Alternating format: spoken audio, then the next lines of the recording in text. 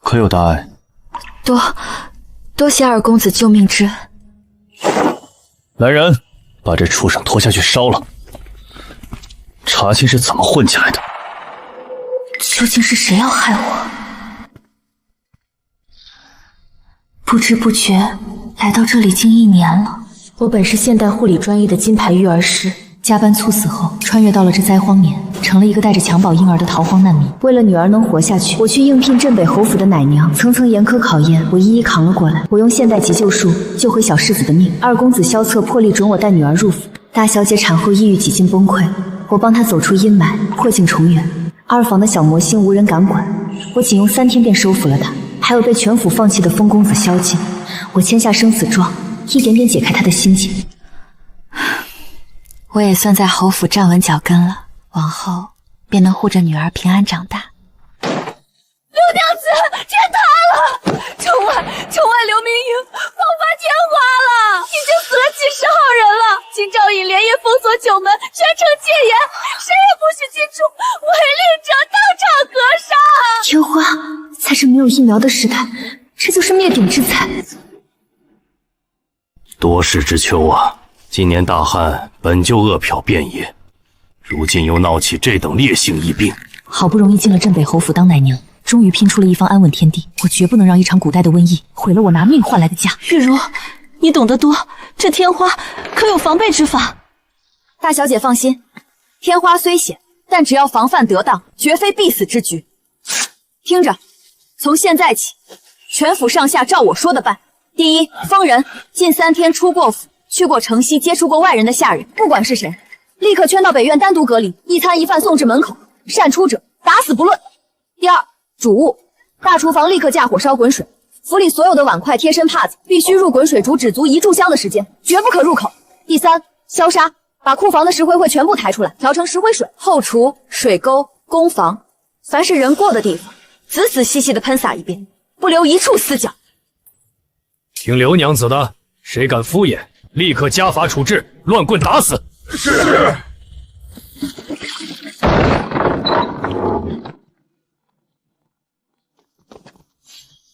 住手！快住手！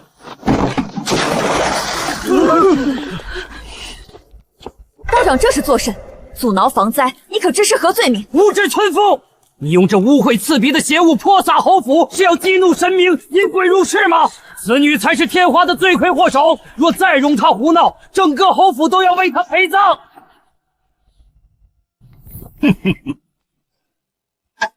现在是疫病封城，人命关天，这老骗子妖言惑众，阻挠防疫，若真让疫病传进侯府，你们谁担得起？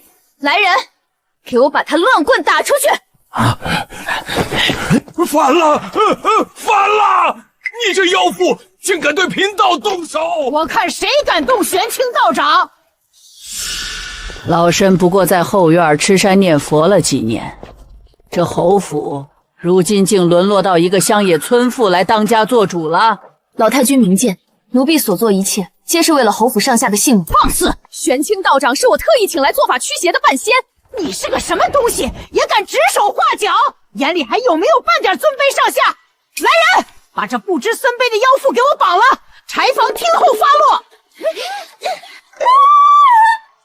儿，我的姐儿，你怎么了？来人啊！叫大夫！姐儿，我的姐儿，你别吓娘啊！快来人，叫大夫！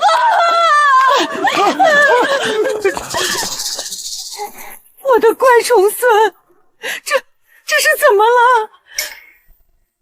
不好，这是天花异鬼入心，业火焚身之象啊！道长，求您救救我的小重孙呐！立刻准备1口大缸，倒满井水与坚冰，将小世子放入其中，浸泡1天1夜，方可冻死那火行恶鬼。胡说八道！高热之下强行冰封，寒气骤然入土，不出半个时辰就会死。你这是在活活杀人！大小姐，快让我看看小主子。滚开！你这满身晦气的贱婢，还嫌克的锦儿不够吗？不，太冰了，我的锦儿受不住。大小姐，舍不得孩子套不着狼，贫道这是在救世子的命啊！滚开！你这谋财害命的妖道！反了！这是反了天了！护卫何在？将这个目无尊卑、祸乱侯府的疯妇给我乱棍打死！打死不论！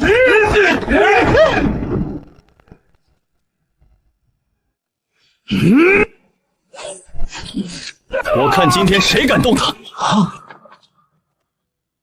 给祖母请安，但孙儿把话放出去，给我解释我们大房的恩人，谁动他，就是跟我萧剑的刀子过不去。放肆！你们是要反了天吗？这乡野村妇阻拦道长做法，是要害死你们的亲侄儿！祖母息怒，天花乃是疫病，绝非什么鬼神。若由着妖道用冰水冻坏了景儿，那才是真正的谋害子嗣。大公子，这可关乎侯府啊！去看，万事有我。哎呀，不能碰，会过了义气。大小姐放心，锦儿只是高热，身上尚未出痘，目前还不是天花。不是就好，不是就好。但小世子先前与发热的奶娘有过密切接触，如今高热，说明已经处于疫病潜伏期。一旦出痘爆发，以他的年龄，九死一生。那该怎么办？玉茹，求你救救锦儿！为亲之计，只有一法可救，牛痘切主。牛痘简直是闻所未闻，畜生的恶疮烂脓，岂能种进人身？玉茹，医道中虽有以毒攻毒之说，但以牛毒攻天花，实乃前所未听。你可有凭据？大公子问得好，诸位请听我说：天花猛于虎，人得之九死一生，但牛也会得一种温和的痘症，名为牛痘。但凡常年与牛接触的挤奶女工，手上会长牛痘，却一生都不会感染天花。这说明牛痘的脓毒能克天花，取子浆液，划破皮肤，种入人身，人体内便会产生对天花的预力，从此恶疾不侵。满口妖言！老太君，切不可听这疯妇胡言乱语。他若不是妖邪，怎会知道这种阴毒的邪术？妖女祸福！萧策，你还不快把这疯女人拿下，乱棍打死！若是诸位不信，我便以身试阳。为了证明此法，我愿先主动感染天花。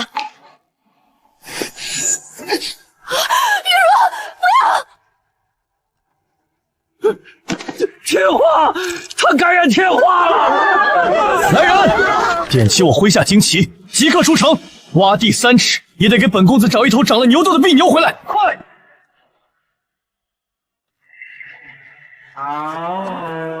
恶疮病牛，真把这带有毒的畜生抬进来了，侯府要遭大祸呀！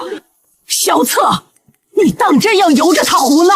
他如今已是天花毒人，你还不快把他烧了！祖母，放眼全府，如今唯有刘娘子有解义之法，这后果，萧策一人承担。大家快看，他将那畜生的毒脓收集起来了，他这是要当众施妖术！闭嘴！再敢多说一句，这第一针，我先刺在你的舌头上。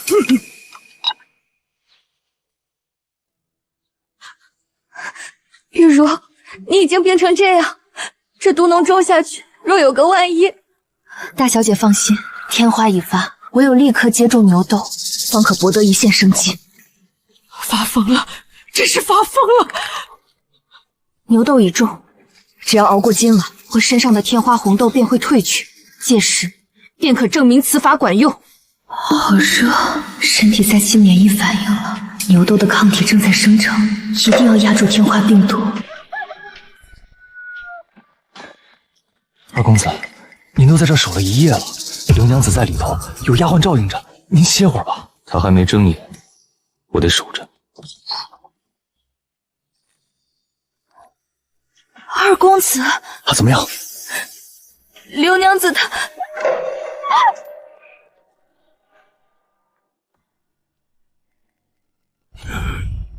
脉象平稳，热毒已散，真乃绝处逢生。刘娘子体内的天花之毒竟被牛痘硬生生化解，一夜结痂，已无大害了。好一个以毒攻毒的牛痘坊！报！天花传进宫里了。三皇子昨夜突发高热，已然出动。太医院倾巢出动，却束手无策。圣上震怒，已下达急令，凡大邑境内，无论身份贵贱，若有治愈之法，即刻进宫面圣。若能保三皇子平安，封侯拜相，赏万金；若敢延误或欺瞒，严惩不贷。刘娘子，你这牛痘之法可能医治三皇子。3日之内，民女定能让三皇子退热。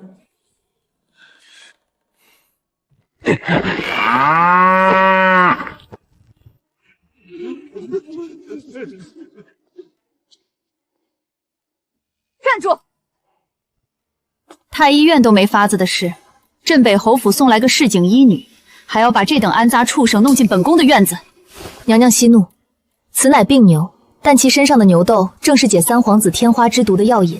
药引好，本宫就信侯府这一次。你若能让吾儿转危为安，你要什么，本宫给什么。但若皇子有半点闪失，本宫要你，还有你身边所有亲近之人，一并来给吾儿陪葬。荒唐！这天花乃是不治之症，娘娘竟信一个乡野村妇的偏方。牛痘简直是滑天下之大科。周太医若是医术通天，三皇子何至于如今命悬一线？你无知妇人口出狂言！老夫行医40载，从未听闻畜生之毒能救人命。你这是在谋害皇嗣！你到底有几分把握？娘娘，信我，3日之内定见分晓。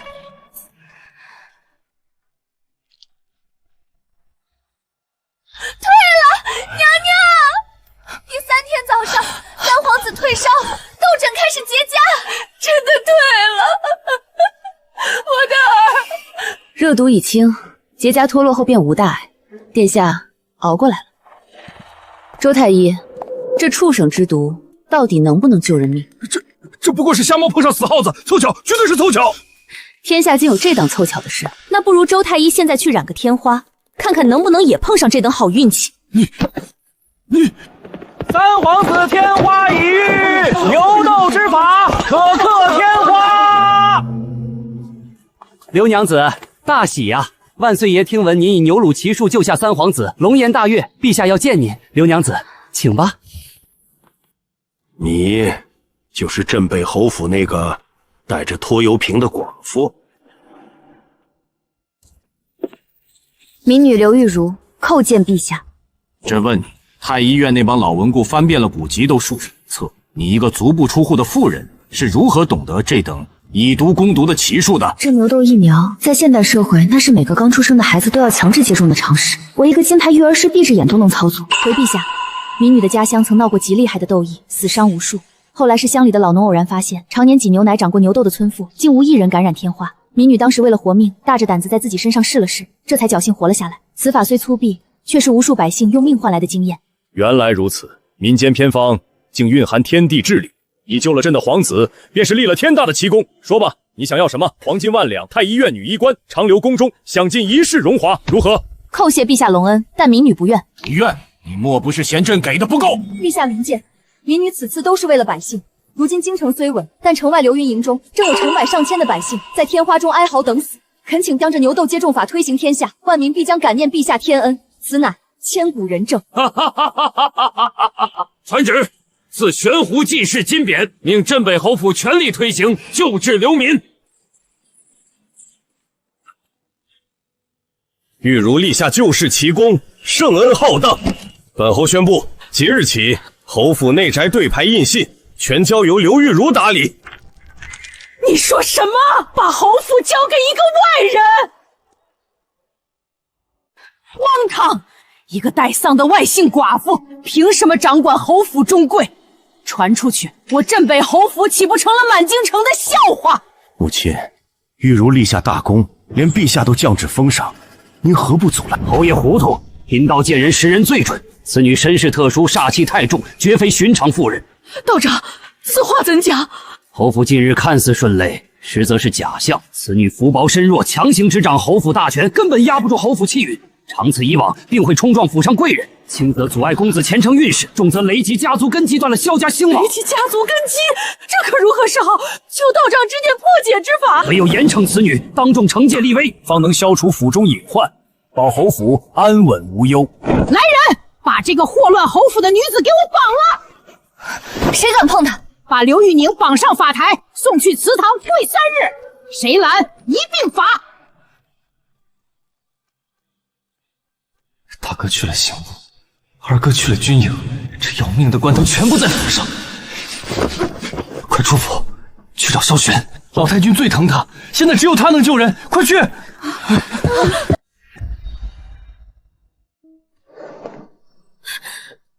祖母不可！玉茹入府以来，治窦异，救流民，她分明是咱们侯府的福星。母亲，婉宁说的对，刘娘子对侯府有大恩，您若滥用私刑传了出去，镇北侯府的名声就毁了。反了！我看你们都被这外来女子蒙蔽了双眼，还愣着干什么？大小姐，拿麻绳来，给我死死捆住！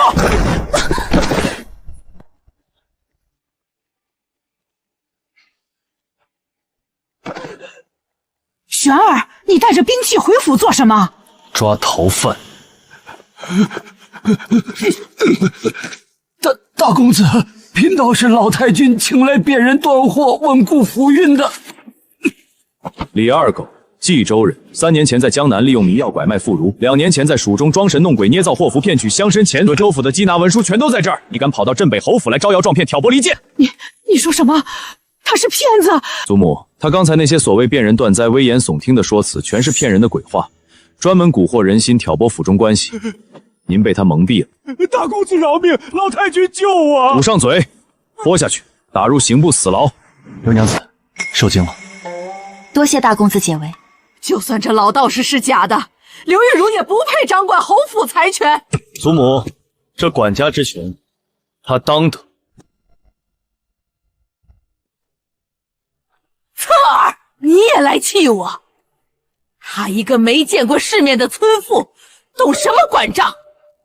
祖母请看，这是刘娘子前几日整理的部分账目。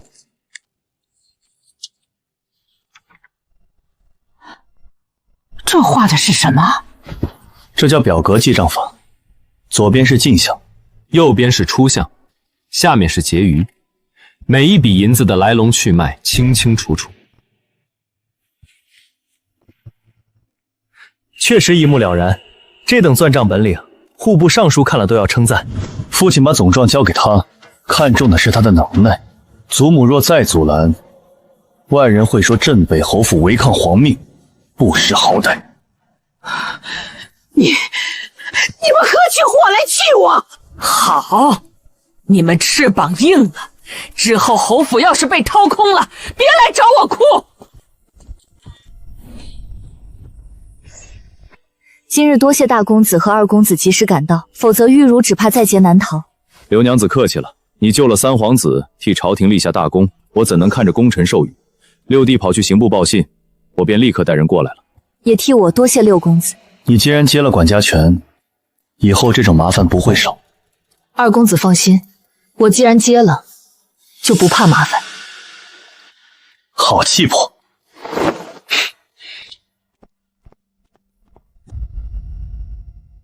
账房那边关系错综复杂，老油条很多，万事小心。好。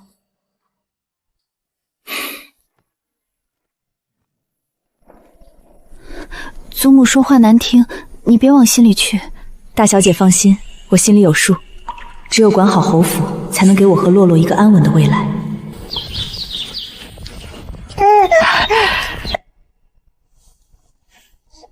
锦儿今日吃的好不好？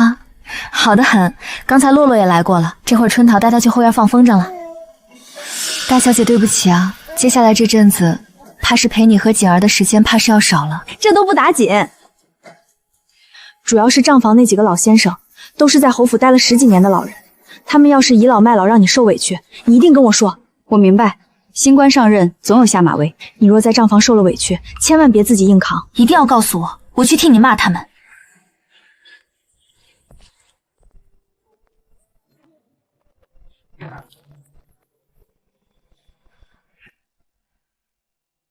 玉茹，这里和你之前待的内院小库房不一样，这里是掌管整个侯府内外事务的大账房，府里的日常开销流水，外面几处庄子和铺面的进项，全都在这里汇集。我明白。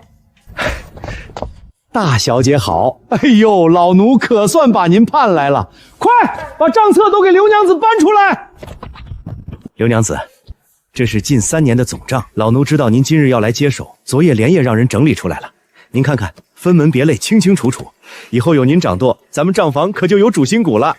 玉茹，赵管事是老太君娘家的远亲，在咱们侯府干了10几年了，对账房的事务最熟悉。原来是赵管事，以后还要仰仗您多指教。折煞老奴了，您是主子们钦点的管家人，老奴就是给您打下手的，您指哪儿，老奴就打哪儿。赵管事，玉茹初来乍到，很多外院的规矩还不熟，你务必要好好照看，不可有半点怠慢。大小姐放心，老奴一定把刘娘子当菩萨一样供着，绝不让她受半点委屈。玉茹，那我先回去了，锦儿那边我看着。好，多谢大小姐。刘娘子，外面吵闹，您的案桌老奴已经安排在内室了，炭火也升得旺旺的，请随我来。您先坐着慢慢看，若是要喝茶，随时喊老奴。有劳了。这账目似乎有些不太对啊。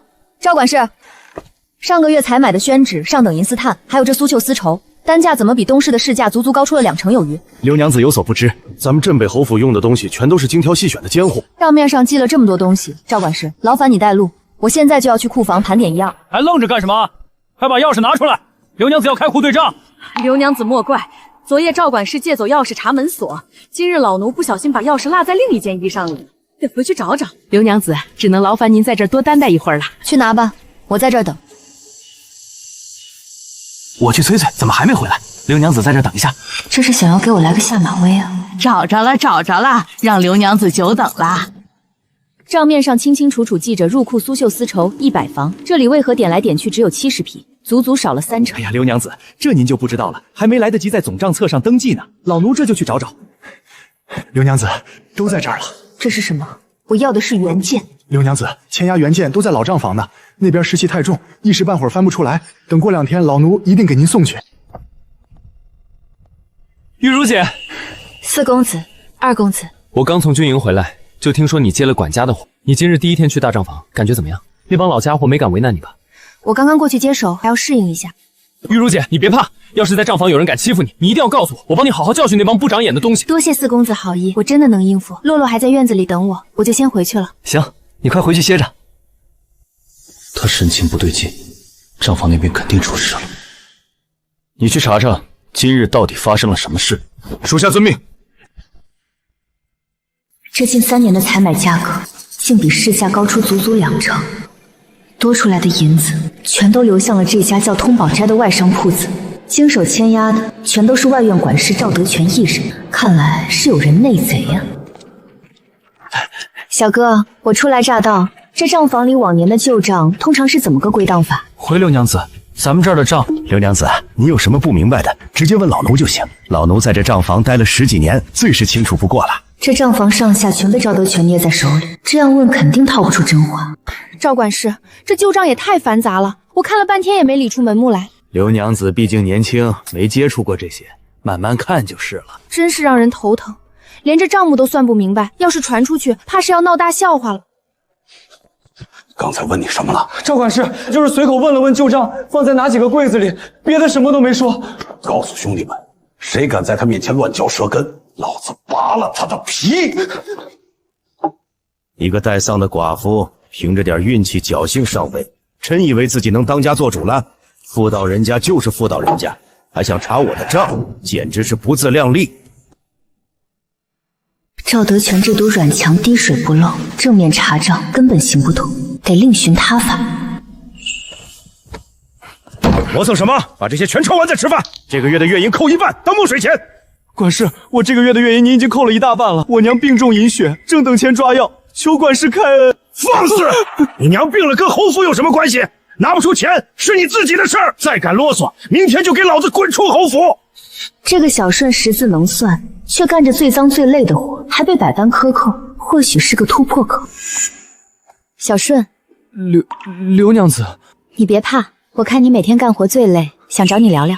我就是个直抄的下人，没什么好聊的。我知道你在账房日子难过，只要你肯告诉我账房里的实情，我保你以后不受欺负。刘娘子别说了，赵管事待我不薄，小的什么都不知道。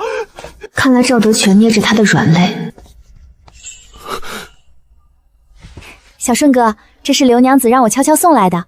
天冷了，刘娘子让你添件衣裳，这糕点也是你平日爱吃的。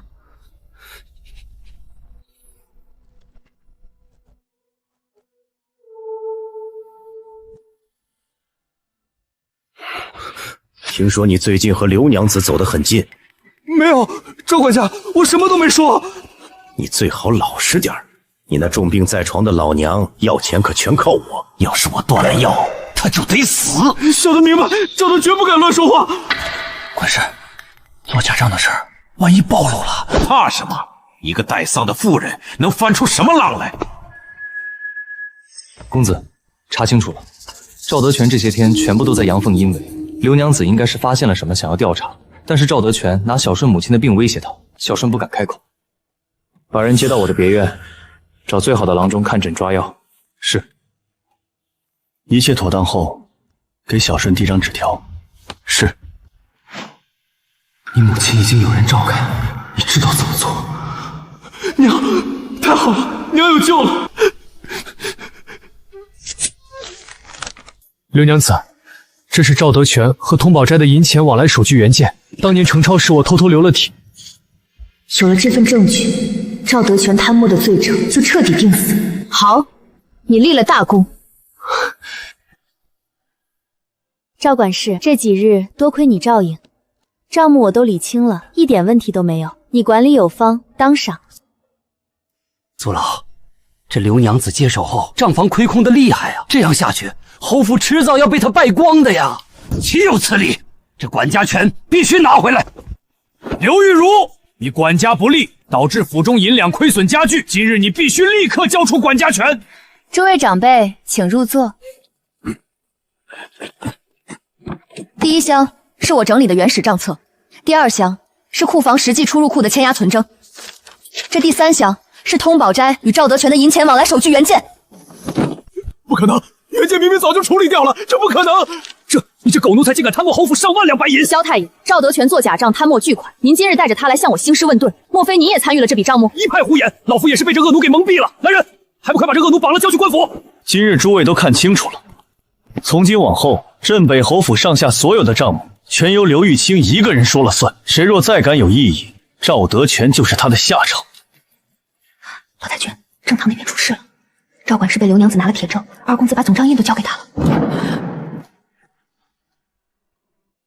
赵德全一人能瞒天过海，根本原因在于侯府这几十年的老规矩浑身都是漏洞，账目从头到尾只有一套，经手的人想怎么改就怎么改。必须立新规，账分内外两套，差1文钱便严查追责。库房实行双钥制，我与库管婆子各持一把，同时在场方能开门。采买一律留底，1式3份。刚宣读的账房新规，下月起正式执行。加这么多规矩，谁还愿意干活？一个奶奴出身的女管事，还真把自己当主子了。新规不可废，不愿意守规矩，这个月的月银照发，下个月自行领了包袱走人。咱们3个这就集体告假，给他个下马威。就是看这刘娘子一个人怎么撑，过不了2天，她指定得来求咱们回去。刘娘子，我们3个身体不舒服要请假，这段时间怕是上不了工了。这是想要磨洋工啊，给我下马威啊！这一套我在现代可见多了。行，去吧，不舒服就去休息吧，想休息多久就休息多久。这比3个月前的流水少了2文钱，退回去，回头重新查清楚再报给我。成色太差，价钱太高，不签，换下一家比对。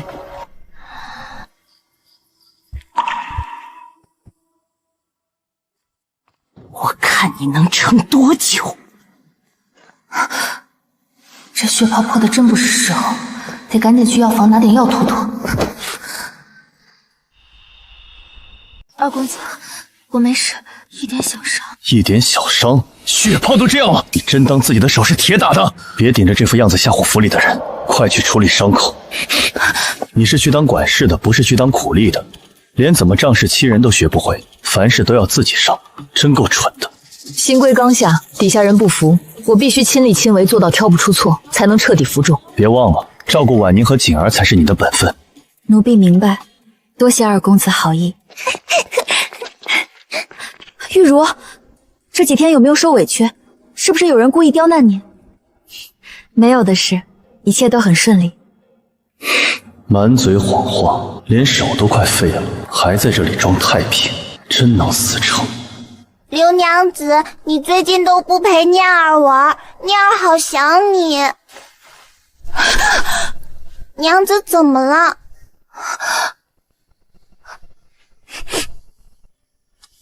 娘子手流血了，念儿给你吹就不疼了。这是怎么弄的？这全都是磨破的血泡！你还骗我说没受委屈，一切顺利。春桃，马上去给我查，究竟是哪个不长眼的狗东西敢给玉茹使绊子？本小姐非拔了他的皮不可。既然管不好，就别应承了，把刘娘子调回内院，继续专心照顾婉宁和孩子。外院管家的事交给别人去办。不可，新规刚推行，正是关键时刻，绝不能半途而废。我能兼顾得来。玉茹，二哥也是心疼你，你这手实在不能再折腾了，别逞强了。大小姐，我心里有数，请你们相信我这一次。哼，随你的便，不识好歹的东西。要是你的手明日还这副半死不活的样子，就别去账房丢人现眼。去把我院子里那盒上好的金疮药送给刘管事，我只是不想看到婉宁知道后又哭哭啼啼，烦人。是公子。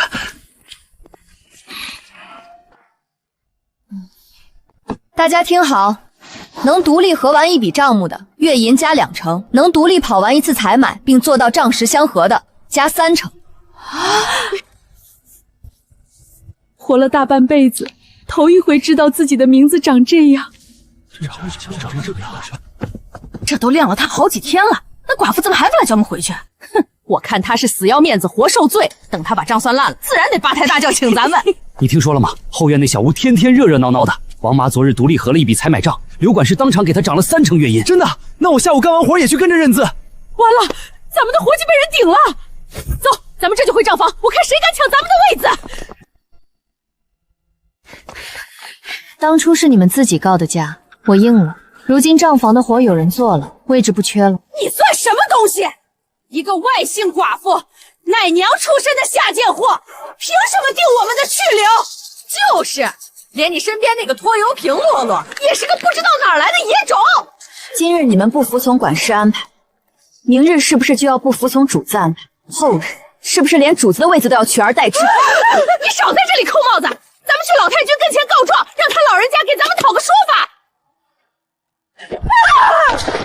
我当场重打20大板，赶出侯府，永不再遇。多谢四公子解围，我没事。往后若是再有这种不长眼的狗奴才，你直接打发走就是，不必自己忍着受气。确实不错。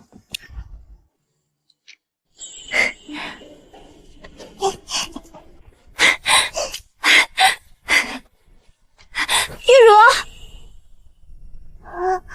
府里来了2桩大喜事，四哥战功赫赫，皇上特赐了丰厚封赏，又逢锦儿周岁，祖母说了2事合一，大办庆功周岁宴。我想着抓手礼上让洛洛和锦儿一起抓，图个热闹吉利。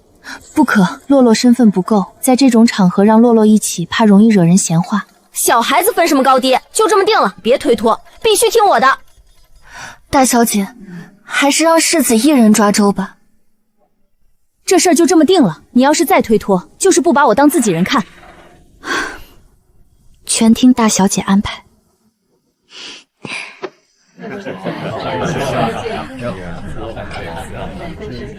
刘月，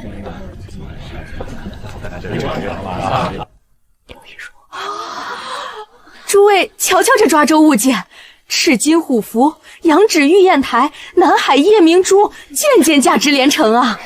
到底是镇北侯府，这手笔寻常人家可比不了。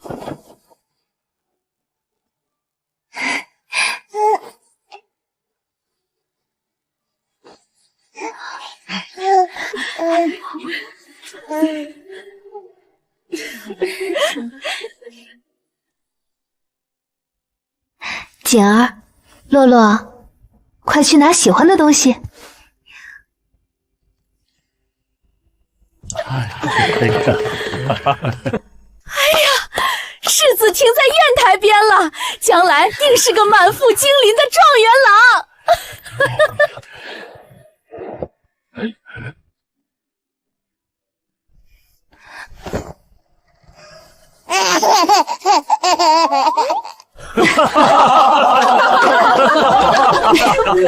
这孩子不抓金银财宝，偏偏抓着管事不放。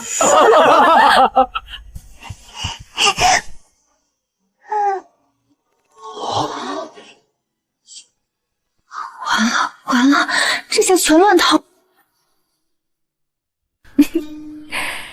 咱们二公子平时最不爱搭理人，这小丫头倒是会挑。洛洛平时连我都嫌弃，偏偏喜欢二哥，这缘分真是奇妙。这孩子倒是精明，专挑高质宝。有什么样的娘，就有什么样的女儿。小洛洛，二哥有什么好的？你怎么不来抱四叔的腿？洛洛，快过来，别弄脏了二公子的衣裳。这孩子怕是累坏了，我先抱他下去吃些点心，免得冲撞了各位贵客。一个带着野种的寡妇，凭什么把侯府的几位公子都迷得死喘软？这口气我绝对咽不下去。你们没瞧见今日宴席上那狐妹子的手段，装的一副本分老实的模样。不过是个奶娘出身的下流球子，现在居然还把持了侯府的账房，心思全写在脸上了。听说他天天在府里变着法子勾引二公子和大公子，就知道让公子们为他争风气促。镇北侯府门风严谨，怎么容得下这等蓄意攀附富贵的女人？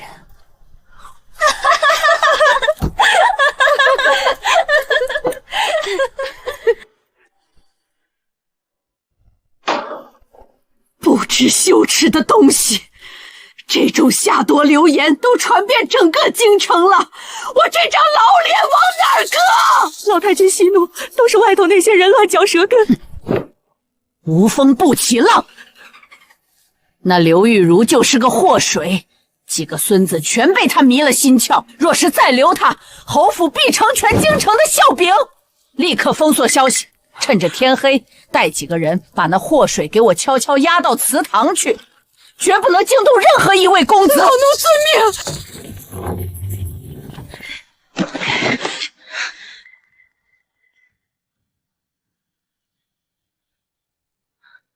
刘玉茹，外头流言沸沸扬扬，我镇北侯府容不下你这种心机深沉的贱妇。今日只给你两条路，要么喝了这毒酒我留你全尸，要么拿上黄金，带着你的野种今夜就滚出侯府。我好不容易拼命换来今日的安稳，若是就这么逃了，洛洛以后怎么办？我绝不能低头。死到临头还敢装模作样！你这副有恃无恐的模样，真以为公子们现在能赶来救你？没人救得了你！立刻给我选！老太君若要我的命，随时可以拿去，但在下令之前，请您先看看这个。老太君，要杀我之前，您不妨先看看这个，这是我连夜整理的侯府内务规划，请您过目。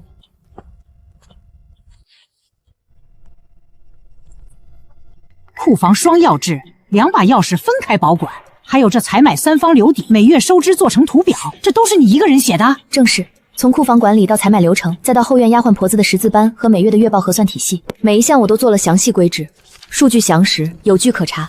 老太君明鉴，我一介寡妇，对攀附权贵毫无兴趣。我留在侯府，只为报恩。也若真有攀爬富贵之心，何必日夜辛劳去做这些得罪人的差事？为证清白，我愿主动交出账房和外院的管家权，只保留照顾世子和管理后院识字班的本分。从今往后，我立下规矩，定与府内几位公子严格保持距离，绝不再有任何私下接触。不见面，不收礼，若有违背，任凭老太将立刻将我杖毙。这些册子写的确实条理分明，你今日这番作态与外头传的心机深沉判若两人。我暂且留你观望，但这管家权既然你要交，明日一早就交得干干净净。你给我记清楚，若再有任何越矩之举，我绝不给你第二次机会，立刻退下。多谢老太君成全。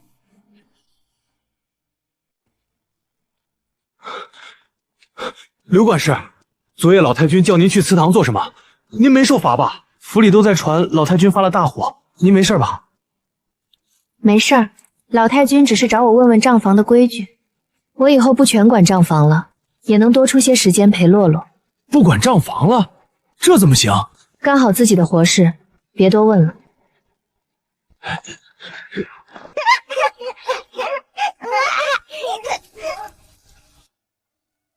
见过大小姐，见过四公子。玉茹，你怎么了？听说昨晚祖母找你过去了，出什么事了？回大小姐，没什么事。我已经向老太君辞去了大半管家权，往后只专心照顾您和世子，也能多陪陪洛洛。是不是祖母听了外头的瞎话，给你受委屈了？四公子多虑了，没人给我委屈，是我自己觉得管家太累，主动辞去的。真没人逼你。主仆有别，我只是谨守本分。四弟，你别问了，管家那些活确实太累了些。玉茹能回来也好，歇歇身子要紧。多谢大小姐体恤，我还要去各房交接账册，先告退了。这是外院近3个月的全部账目流水，一分不差，你点点。刘管事，您这管得好好的，怎么突然就交出来了？规矩已经立好，你们照着做就是。从今日起，除了世子的日常起居和后院的识字班，其余的管家权我全部移交。刘娘子，您这可是放下了侯府最大的权柄啊！不属于我的东西，拿着烫手。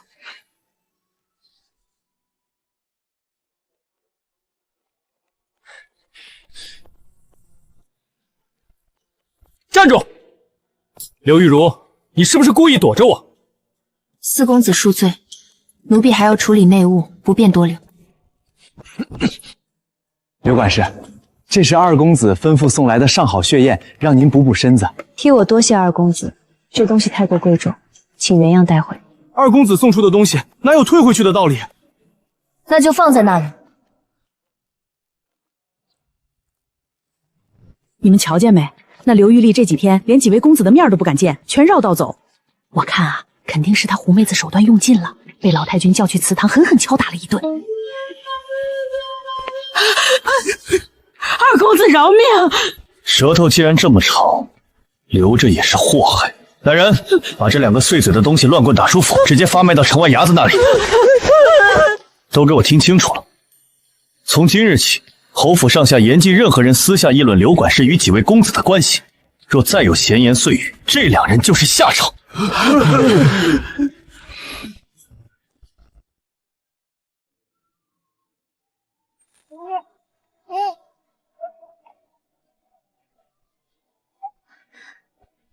带世子去偏房喝些温水。玉茹，快来坐。锦儿最近学说话快，洛洛走路也稳了，咱们是不是该请个先生教3字经了？大小姐，他们还太小，3字经枯燥难懂，我想自己动手做些启蒙用的物件。启蒙物件？那是什么东西？用薄木刻字做认字卡片，剪小石子染颜色教数数。这主意太妙了，边玩边学。都需要什么材料？我跟你一起去街上买。大小姐千金之躯，买的都是粗木板和石头，别弄脏了您的衣裳。那好吧，你一个人拿东西不方便，路上千万小心。多谢大小姐体恤。见过二公子。你这是要去哪儿？奴婢去集市为世子采买些做玩具的物件。我送去院里的血燕，为何退回来？奴婢身份低微，不配享用二公子的后场。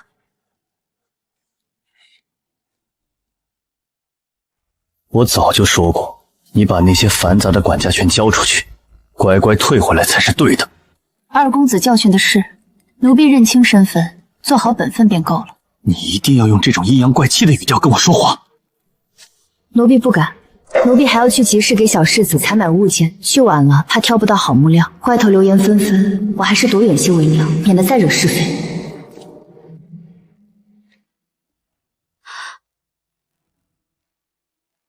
见过大公子。外头的流言你不必放在心上，只要你自己问心无愧就好。多谢大公子宽慰，奴婢明白。以后若有什么需要帮忙的，尽管来找我。你以后就跟着刘管事，负责保护他的安全。属下遵命。大公子，这万万不可！你若不带上他，今日便别出门了。奴婢遵命。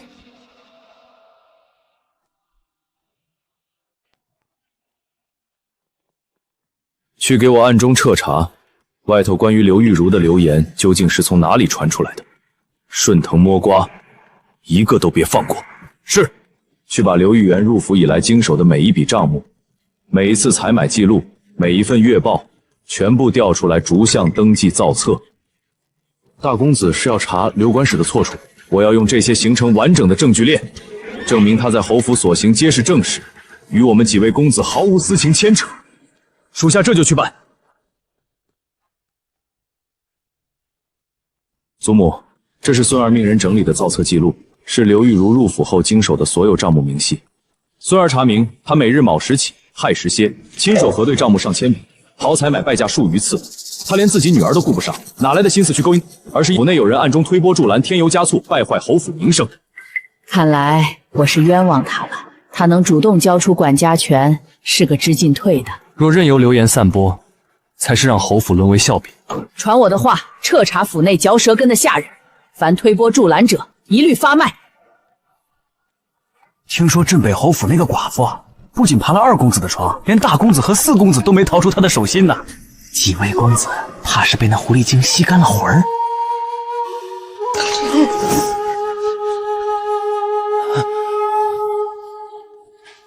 你干什么？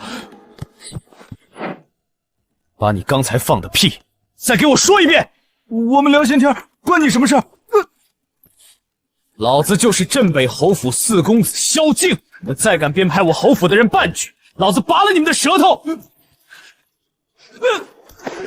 谁再敢议论刘娘子半句，萧敬见一个打一个！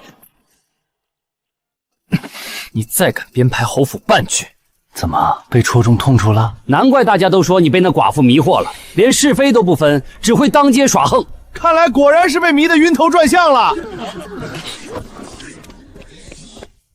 大公子、二公子，外头都在传，四公子为了刘管事在街上与人争执，被人拿捏了画柄，说他彻底被迷惑了心智。荒唐！竟在街头与无赖争口舌之快，嫌侯府丢人丢的还不够！立刻派人去把他绑回来。刘管事，这批丹青颜料品相极佳，是专门给侯府预留的，您过目。哟，我当是谁这么大的口气，连本小姐相中的颜料都敢抢，原来是个侯府的管事。明珠姐姐，这位就是如今京城里名声大噪的刘寡妇呢。难怪这等上好的丹青颜料，寻常勋贵都不舍得用，你一个小小寡妇管事，凭什么拿侯府的名头采买这些金贵东西？就是在府里勾搭主子不够，到了外头还不知收敛。沈明珠是丞相之女，摆明是来找茬，我若当众反抗，必会被他借机抹黑侯府名声，只能忍。怎么不说话了？心虚了？你一个扫把星，克死了自己的丈夫，现在还想来祸害别人？怎么敢做不敢当？你以为你是个什么东西，也敢在我们这些清白人家面前晃悠？沈小姐，大路朝天，各走一边。我并未招惹你，请你说话放尊重点。尊重？你一个不知检点的寡妇，也配要尊重？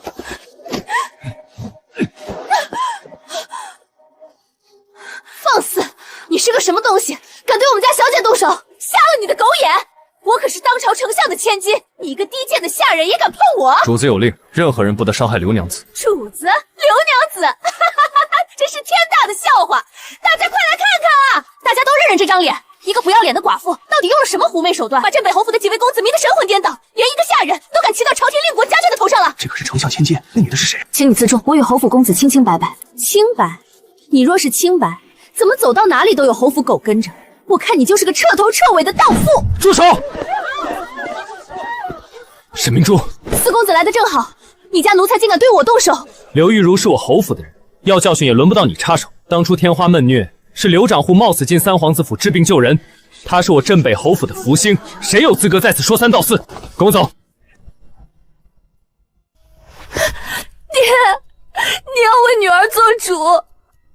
镇北侯府的小姐为了那个寡妇，让女儿颜面尽失。寡妇？镇北侯府的哪个寡妇？就是侯府那个做管事的刘玉茹。萧敬一口一个侯府的人，根本没把我们丞相府放在眼里。刘玉茹、萧敬，好一个镇北侯府！镇北侯府这几年在军中威望越来越高，老夫正愁抓不到他们的把柄。一个寡妇算什么把柄？萧敬身为侯府公子，当夜为了一个管事与丞相千金起冲突，这叫做方不正，狂妄自大。若是老夫参他一本，骄纵跋扈，私德有屈，你说皇上会怎么想？皇上本就忌惮镇北侯府，定会重罚萧敬。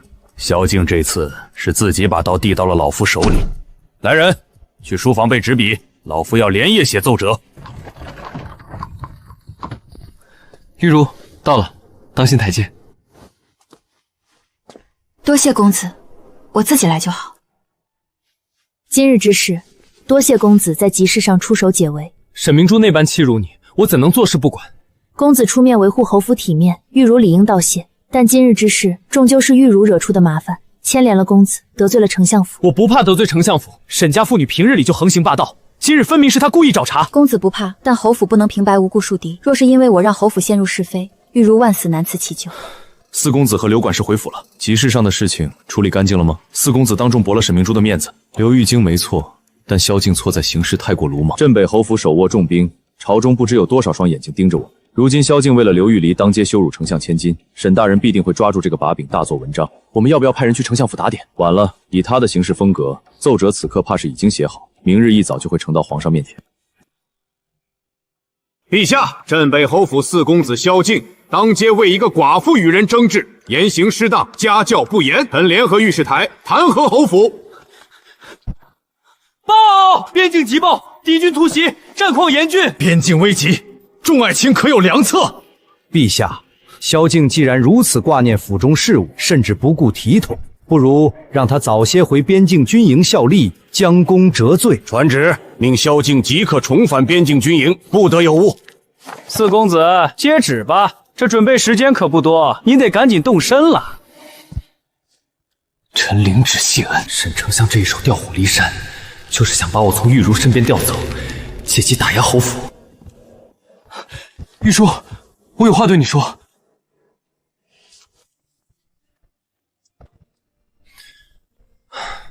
玉茹，我知道你在躲我，我不逼你。此次去边境，我定会拼死挣一个大好公允回来。等我大胜归来，定要堂堂正正护你周全。你等我。边境苦寒，刀剑无眼，这包伤药和药膳方子，希望能保你平安。玉茹，等我。陛下，臣有本要奏。镇北侯府内宅不修，任由一寡妇管事蛊惑几位公子，家风尽丧，实乃有辱斯文。丞相，此等捕风捉影的家务事，日后少在朝堂上拿来烦朕。退朝。大公子，属下查明，丞相近日借着弹劾的由头，私下会见了御史台的几位大人，这是联络过的官员名单。继续派人盯着他们。另外，刘玉娥那边有什么动静？丞相派了几个暗探，整日跟在刘管事身后，似乎想抓他和几位公子的把柄，摸清咱们侯府内部到底是谁在掌权。不要打草惊蛇，你挑几个身手好的，反过来盯死丞相的暗探。我要知道他们每天去了哪里，和谁接头。是。街坊间的闲言碎语平息了不少，总算能安心出门采买材料了。小姐亲自下厨熬汤，二公子喝了定会明白您的这番深情厚谊。二公子，明珠来拜访侯府，特意熬了安神补血的汤药送来。沈小姐费心，我不喜喝汤，你拿回去吧。二公子可是嫌弃明珠手艺粗笨？沈小姐多虑了，我还有军务要处理。失陪。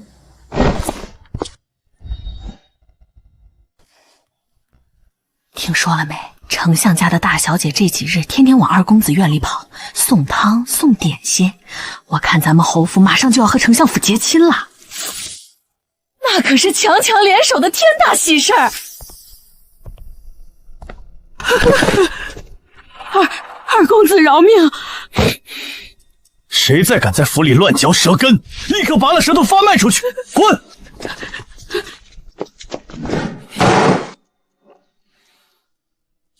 二公子，您若是心里烦闷，不如去后院看看小世子，顺便也能探望一下刘娘子。放肆！谁说我要去看他？我堂堂侯府二公子，还要主动去贴一个下人的冷脸？属下多嘴，滚出去！二公子，这是百花斋的桂花糕，您尝尝合不合胃口？多谢沈小姐美意，我稍后要出门办事，无暇品尝。二公子总是这般忙碌，也太不顾惜身子了。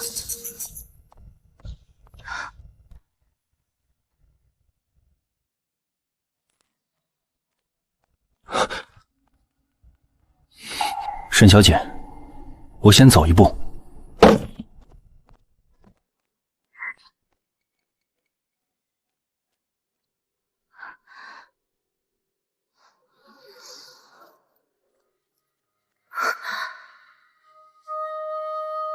怎么回事？刚才看到他和沈小姐站在一起那般亲近，我这心里竟觉得莫名发闷，说不清是什么难受的滋味。刘亦如啊，刘亦如，他可是高高在上的侯府二公子，难道我竟在不知不觉中对他动了不该有的心思？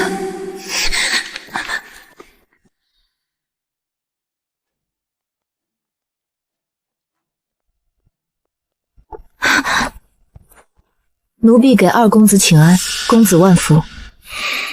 你现在倒是规矩的很，这半个月来，你绕着花园走，躲着我的书房，现在连去账房的必经之路也要躲着我。公子误会了，玉如不懂规矩，惹了闲话，如今得了教训，自然要恪守本分。本分？你以前怎么不谈本分？你在所有人面前都能自然大方，怎么一到我面前就像个提线木偶？你在演给谁看？以前是玉如放肆，求公子恕罪，以后绝不再犯。抬起头看着我说话。公子自重，若无吩咐，玉珠先告退了。这女人躲我像躲瘟神一样。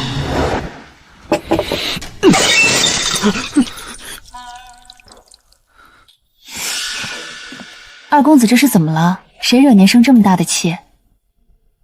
军中琐事，不劳费心。明珠特意去求了平安符，还熬了参汤，二公子趁热喝了吧。二公子在看什么？没什么，汤放下吧。刘玉茹，你越躲，我偏越想弄清楚你到底在想什么。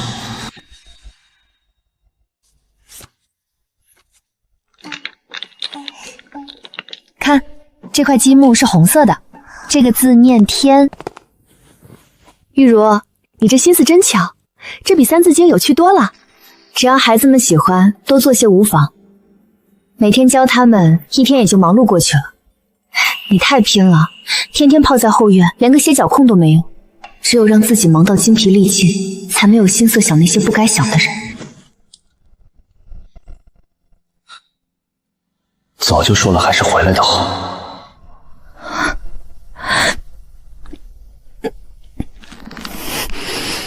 他是侯府公子，你是个寡妇，在古代这可是会被人诟病的呀，是绝无可能的呀。认清了心，就更不能靠近他，绝不能连累侯府和洛洛。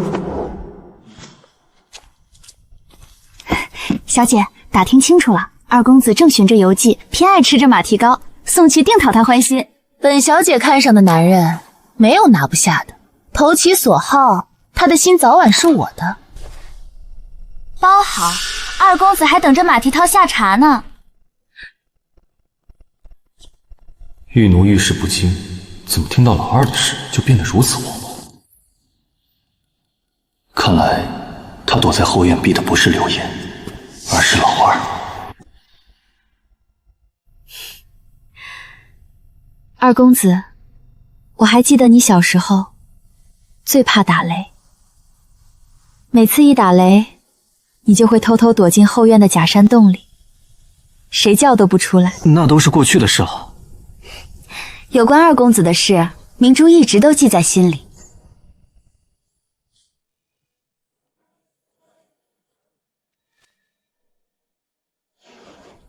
你近来操理军务，瘦了许多，要多顾惜身子。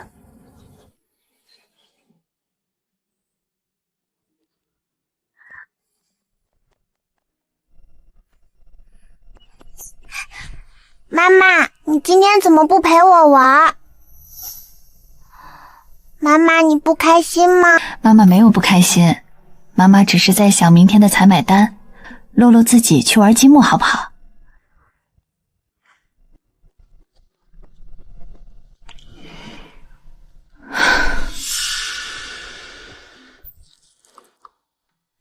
二公子，这梅花开得真好，趁你收下吧。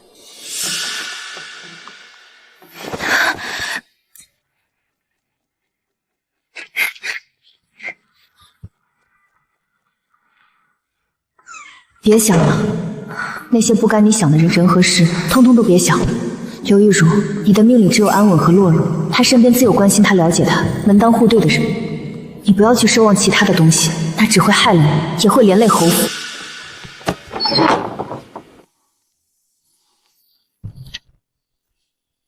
你明明看到了，却跑得比谁都快，连头都不回。刘玉仪，你就真的对我没有一丝一毫的在意？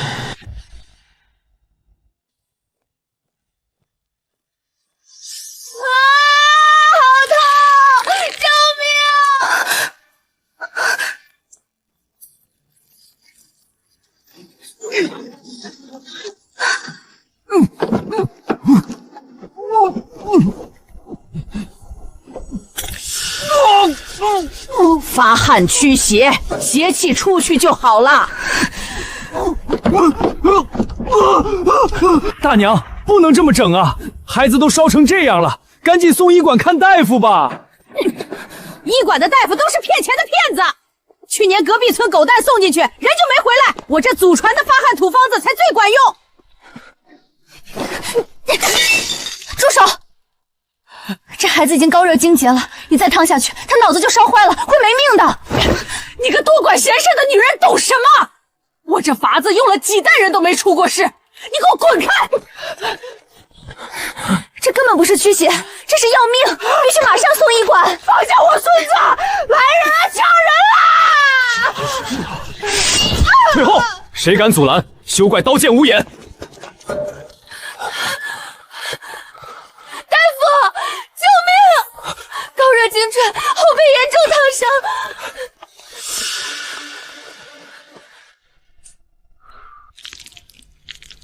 幸亏送来的及时，再晚半个时辰，大罗神仙也救不回这条命。无知渔妇，那滚烫的姜泥敷上去，差点亲手害死你亲孙子。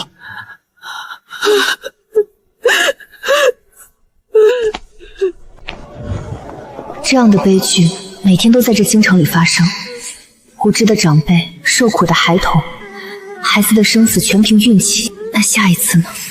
还有多少孩子能恰巧遇上懂行的人？我不能只顾着自己安稳，我必须做点什么。我要让这些孩子不靠运气也能活下去。一碗滚烫的姜泥直接糊在背上，那是他亲孙子。若不是我恰巧路过拦下，玉茹，你今日见到的事，在这京城里根本算不得稀奇。别说是寻常百姓人家，就是咱们这些高门大户，养个孩子也如同过鬼门关。富贵人家不缺银钱，吃穿用度都是最好的，怎会如此？银钱是买不来好法子的。那些乳母带孩子多是凭着婆媳代代相传的老旧经验，孩子发热了，就用几层厚被子死死捂汗；肠胃不适了，就去倒灌求香灰符水喝。他们哪里懂得什么卫生辨别病病？民间有句俗话叫算钱不算人，这孩子能不能平安站住脚，全看老天爷赏不赏脸。把孩子的性命交给运气，遇上经验好的乳母是命好，遇上不懂的庸妇，就只能听天由命，这算哪门子的道理？几百年来，规矩就是如此。你能救下今日这一个，却救不了天下千千万万个。既然规矩不对，那我们就改了这规矩。那你想如何？我想建一个安幼堂，专门培养一批懂照料、懂记录、懂规矩的育婴娘子，既能去富贵人家看顾，也能收容战乱孤儿和弃婴，把这些孩子当成活生生的人来对待，而不是全凭天意。这想法好是好，但恐怕难成。一要银子，要地方，要人手；二来，你一旦做起来，就动了京城旧医官和乳母行衡的利益。我知道难，但今日那孩子没我恰巧路过就没了，还有多少孩子没这运气？不管多难，这事我都必须做。京城各府都传开了，刘娘子不仅种牛头救了三皇子，连你们府上的妖孽都被治得服服帖帖。大公子也入了军营，有了军功。是啊，刘娘子过府一趟吧，我家那小祖公夜里总哭闹，实在没辙了。也好，正好为之后的安幼堂做准备。既然两位夫人信得过，我碍着侯府的面子，便上门看顾一二。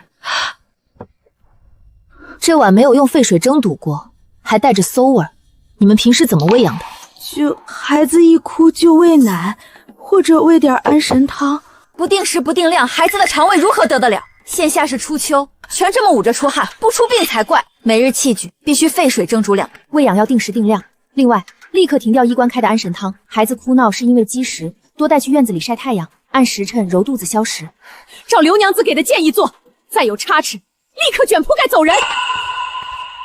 刘管事，各府送来的帖子堆成山了，照做的那几家少爷小姐都好转了，现在到处都称赞您是最懂幼儿心性的刘娘子。玉茹，你现在名声大振，连我都要对你刮目相看了。虚名无用，我借着上门看顾的机会，暗中考察了各府的育儿现状，把问题和规矩都记录下来了。这些经验记录就是将来安幼堂的底气。侯府那个寡妇管事最近风头太盛了，把咱们开的安神方子贬得一文不值。好几家大户都辞了咱们行会的人，非要听他那套什么定时定量、征蛊弃女的破规矩。这女人名声越盛，咱们的活路就越窄，绝对不能任由她这般嚣张下去。一个在侯府寄人篱下的寡妇，名声是最脆的。咱们联合起来，给她找点晦气，让她知道这京城的饭碗不是谁都能抢的。你要建这个安幼堂，打算靠什么活下去？总不能一直拿侯府的银子填这个窟窿。回老太君，富贵人家请育婴娘子上门看护，是需要付银钱的，这笔进项足以维持安幼堂的日常开支。至于堂内收容的战乱孤儿和弃婴，则由安幼堂统一照料。等孩子们大一些，我会教他们认字和一门手艺，让他们长大后能自食其力，不至于流落街头。你动了京城旧医官和乳母行会的路子，断人财烙有如杀人父母，他们若是联合起来找你麻烦，你当如何应对？育婴娘子做的是日常照料和规矩记录，绝不碰行医开方的事，这与旧医官并不冲突。乳母行会做的是派遣乳母赚取中介银两，而安幼堂做的是培训和规范，也不算抢他们的直接生意，只要界限划清，便能相安无事。萧玄，你暗中去查一查京城旧医官和乳母安衡的底细，把他们背后牵扯的人脉查清楚再说。孙儿明白，这就派人去办。那个刘御医简直欺人太甚，他搞的那套什么蒸煮器物、定时定量的法子，就是在打我们这些老医官的脸。可不是嘛，各府现在都听他的，这势头必须想办法压住，否则咱们以后在京城还怎么立足？两位老太医，安幼堂的事你们听说了吧？他这一搞，都跑去找安幼堂了。那你的意思是？我们决定和你们旧医官联手，一起对付这个不知天高地厚的寡妇。我原还想请刘玉茹去府里瞧瞧歌儿，怎么这2日尽听这些怪话？怪话？那可不是怪话，什么蒸蛊器物、定时定量，老夫行医几十年，没听过这种正经法子。可我听说他看过的孩子的确安生了不少，一时安生未必是福。说句不中听的，那是旁门左道，先把孩子心智压住了。孩子娇贵，最怕这些妖法。再说，他身边还带着个来路不明的小丫头，谁知道什么底细？你说的是那个洛洛？是啊，没爹没娘，凭空冒出来似的。万一是个克星，冲了府里小主子，谁担得起？听说没？那刘玉茹会使妖法，孩子被他带得木愣愣的，只知道听他的，连亲乳娘都不要了。真的假的？那还能有假？几个府上都悄悄撤帖子了。还有他带的那个孩子来历不明，邪乎着呢。怪不得侯府这些日子门口怪安静。有些人呐，表面是奶娘，背地里谁知道使的什么手段？夫人，今日又退回了娘家，来人只说暂时不需要了。不是不需要，是不敢请了。娘是洛洛不乖吗？和你没关系，别听外头那些碎嘴子。门外来了不少人，在侯府门口指指点点，还有人说您那法子是妖术。看，就是那个来路不明的孩子。外头传刘娘子和那个洛洛是扫把星，话难听得很。老太君估计要发话做决断了。可不是嘛，这风声越刮越大，咱们侯府的脸面都要被他丢尽了。去查，把府里嚼舌根的下人全给我揪出来！住手！现在动府里的，外面只会觉得侯府心虚，越赌传得越凶。那就任由他们往侯府泼脏水！我暗中查过了，流言是旧医官和乳母行会在推波助澜，但没有确凿证据指向丞相一党，现在不能贸然出手。玉茹姐姐，外头的流言都快把侯府淹了，你怎么还坐得住？我早有预料，我帮安佑堂动了别人的饭碗，他们自然不会坐视不理。只要安佑堂立住脚，交出实打实的东西，谣言早晚不攻自破。就怕谣言还没破，先被有心人利用了。你一个寡妇带着女儿寄居侯府，根基太浅，经不起大风浪的。我明白。大小姐，刘娘子，宫里传出大喜讯了！什么大喜讯？皇后娘娘刚刚诞下小皇子，母子平安，龙体出安，这可是天大的喜事儿啊！真是天助我也！太医院那群废物治不好，咱们就给这不祥之兆找个源头。主子的意思是，刘玉茹不是在宫外大张旗鼓的搞什么安佑堂吗？一个下贱的管事也敢抛头露面，去拿银子砸开那些宫人的嘴，就说是他刘玉茹办的劳什子学堂坏了祖宗规矩，冲撞了皇嗣的福气，我要让他死无葬身之地。母，外头流言都传疯了，说是镇北侯府那个女管事聚众敛邪，把杀气带进了宫里，这才害了我的皇儿啊！放肆！天子脚下，岂容一个侯府下属这般乌烟瘴气，乱我朝纲？传哀家懿旨，镇北侯府若是管教不好这等妖孽，哀家就亲自替他们扒了这层皮。祸事啊，滔天的祸事，宫里都传遍了，是刘玉仪冲撞了小皇子，这是要让咱们全族陪葬啊！把这个不知天高地厚的扫把星给我拿下！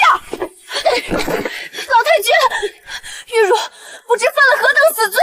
何罪？筹办那破学堂，招惹了皇嗣的煞气，太后的雷霆之怒马上就要劈下来了。你今晚就拿命去填这个窟窿吧！老太君，不能再犹豫了，现在就把他五花大绑送进宫去请罪。咱们侯府上下100多口人的命，绝不能断送在一个奴才手里。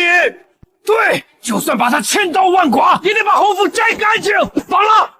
好一个百年侯府，出了事，竟只能指望推一个弱女子去顶当。放肆！你这贱婢闯下滔天大祸，难道还要拉着全族给你陪葬？这大祸是不是我闯？我自会去太后面前分说清楚。这是生死状，我刘玉茹今日入宫，若是救不回小皇子，我甘受车裂之刑，绝不牵连镇北侯府哪怕一片瓦。老太君，拿好您的护身符。这丫头骨头竟比侯府的男人们还硬。进去了就好，沈大小姐早就给你布好天罗地网了，这黄泉路你且走好。放肆！你一个粗鄙妇人，竟敢在皇嗣面前摆弄这等污秽之物，简直有辱斯文！这屋子门窗紧闭，连个缝都不留，还给殿下盖这么厚的被子，除了奶水，你们还为了什么？太医说殿下体虚受了邪祟，让每日灌8碗老参汤吊沏。庸医，这根本不是什么鬼神冲撞，更不是邪祟，这是邪神儿黄疸。一派胡言！医书上从未有过什么黄疸，你敢质疑太医院？小儿本就纯阳之体，你们这般死武之人，还敢乱灌大补的参汤，你们不是在救人，你们是在生生用火烤干他的命！大胆狂徒！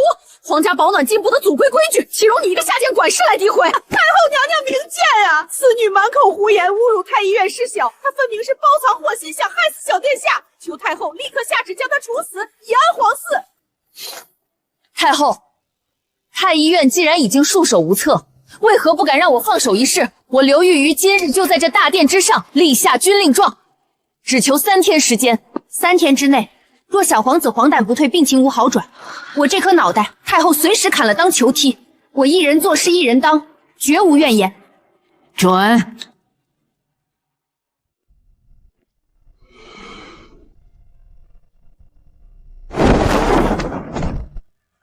呦，我的老天爷，这可是要了命了！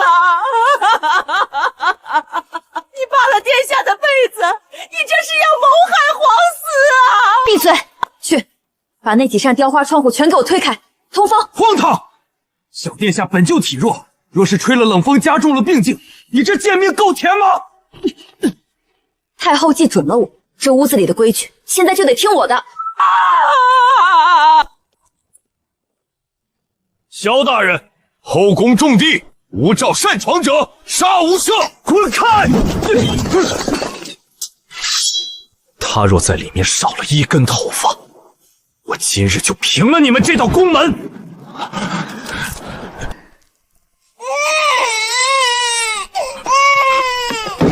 不好，殿下这面色，病情恶化了。妖女，你果真是在害人！来人啊，把这个毒妇给我强行拖下去！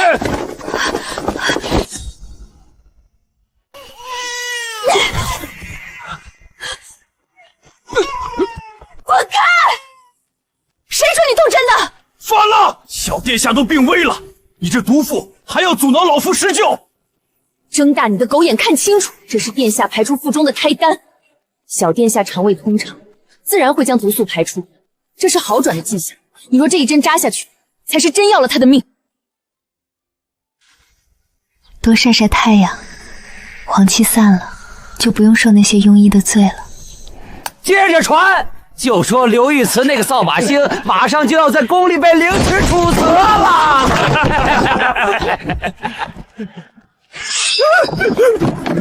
你什么人？敢在这儿撒野！拔舌头的人，砸！把这帮乱嚼舌根的舌头全给我拔干净！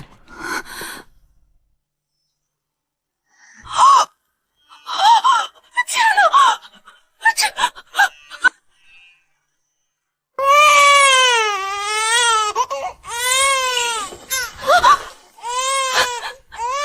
我的皇儿的哭声这般响亮，皇气退了，真的退了。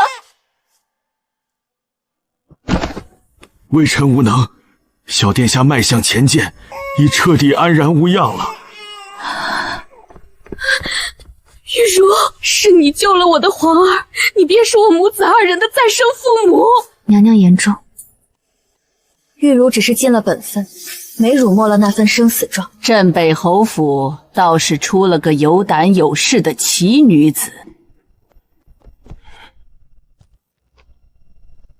好一个沈家，好一个沈明珠，真当哀家老糊涂了，敢拿皇孙的命来做宅斗的法子。传哀家懿旨，将那些造谣生事的贱婢太医统统拿下，神党一脉，给哀家严查重赏，绝不姑息。大小姐，完了，全完了！慌什么？那刘玉茹被太后千刀万剐了，是不是？小皇子活了，太后查到了咱们头上，禁军已经出宫，朝着沈家来了。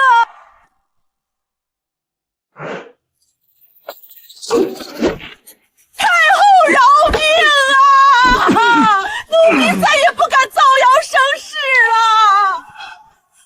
沈家是沈明珠那个毒妇误我！太后有旨，严惩沈党造谣生事者，狠狠的打！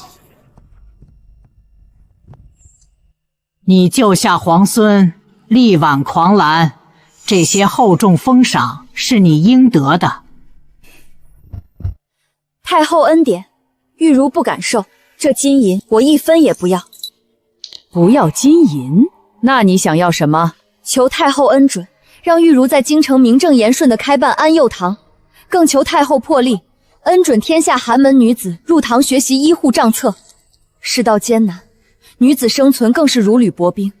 玉茹只求给那些苦命女子一条活路，让她们能凭真本事谋生，干干净净地站着把钱挣了，再也不受世俗轻贱。好，好一个凭真本事谋生，哀家准了。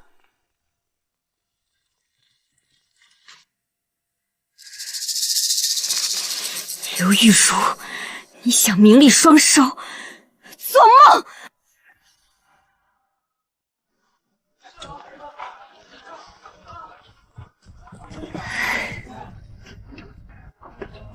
玉茹姑娘如今可是太后跟前的红人，这点心意全当我们府上给安佑堂添砖加瓦了。玉茹姑娘，我那不成器的庶女，日后还指望送进堂里跟着您学点管账的真本事呢。多谢各位夫人抬爱，安佑堂敞开大门，自然不会亏待了各位的千金。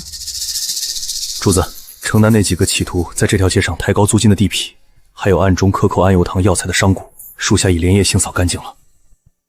这店铺租赁和采买上的事，一个字都不许透露给他。沈小姐，您这是做什么？睁开你的狗眼看看，这些金子够你出宫买下10条命。这是什么？一包无色无味的烈性催情药。等会儿宫宴上给萧大人倒酒的时候，手脚给我麻利点儿，若有差池，我要你全家陪葬。萧大人，奴才给您满上。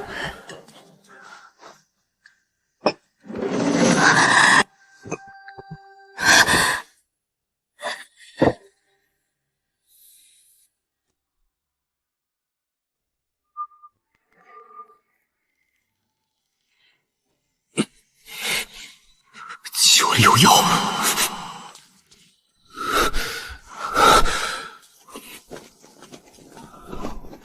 萧大人，您醉了，奴婢扶您进偏方歇息。今夜只要你我生米煮成熟饭，明日早朝这赐婚的圣旨便会送到镇北侯府。滚！再敢靠近半步，我先送你下地狱！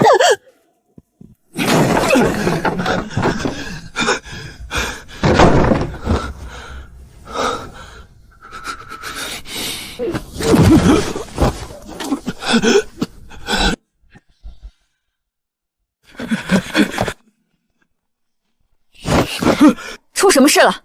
这般慌慌张张。是萧大人。大人把自己反锁在书房里，里头动静吓人，谁叫门都不应。带上家伙，跟我走。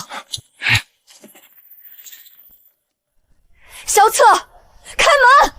你到底怎么了？给我劈开！快！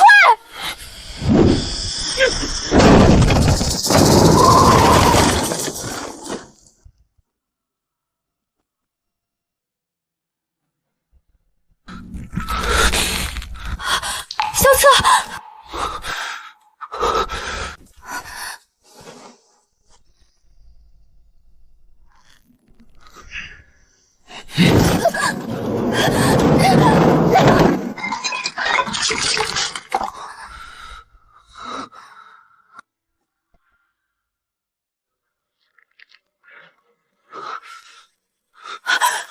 萧策，你看清楚我是谁，你清醒一点。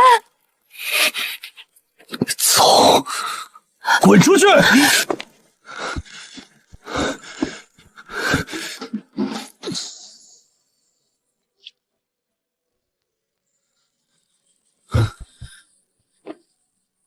还愣着干什么？去打冷水来，越多越好。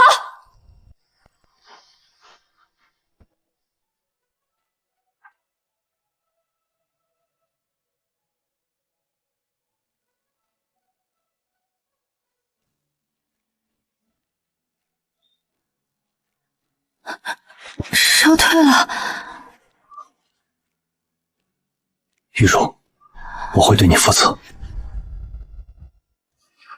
玉茹，我说到做到，定以正妻之礼迎你进门。萧大人要进刚拓，怕是烧糊涂了。你我之间谈不上负责二字。昨夜你为了救我，衣不解带守了一夜，难道你对我？昨夜救你是出于道义，说我今日点了头，应允了你，等于交出了我自己，从此被困在这侯府的高墙内，做一只养你鼻息的金丝雀。我刘玉茹绝不依附任何人而活。在你眼里，我的真心就这般一文不值？大人的真心太贵，我受不起，但我的救命之恩也不能白给。你想要什么？我要京城朱雀大街上最繁华的那间3层旺铺，拿它的地契来做这救命的报酬。从此以后，你我桥归桥，路归路。好一个两清！刘玉茹，你当真是铁石心肠！你要的旺库地契，明日便会送到你手上。拿了你的东西，现在就给我滚！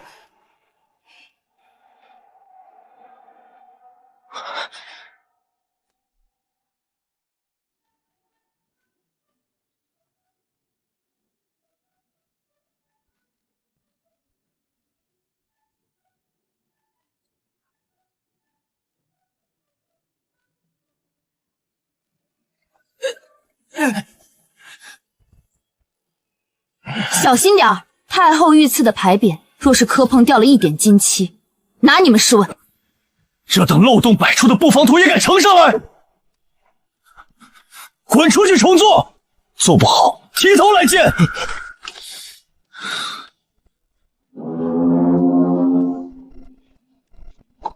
四公子，您可算大圣归。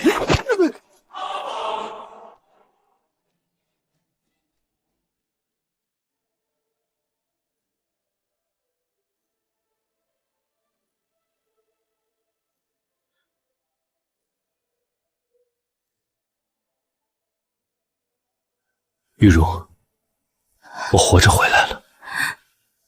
我说过，会给你挣一个前程。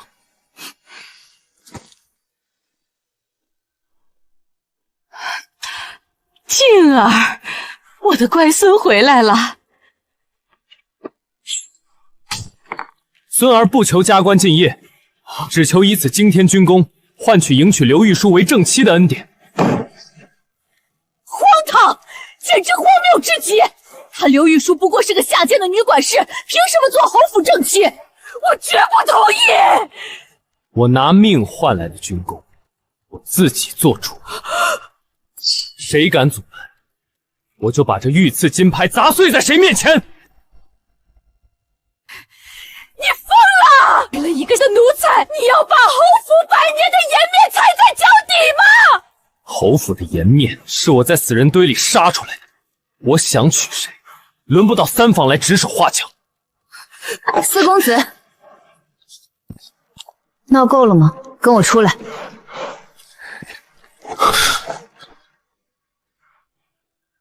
玉茹，你别怕他们，我有军功在手，就算把天捅破了，我也能护你周全，堂堂正正娶你进门。四公子，你收回刚才的话，我不怕他们，但我绝不会嫁给你。为什么？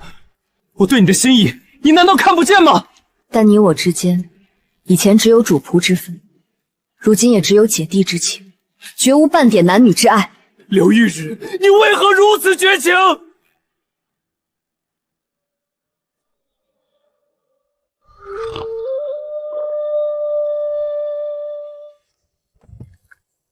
四公子，喝了吧。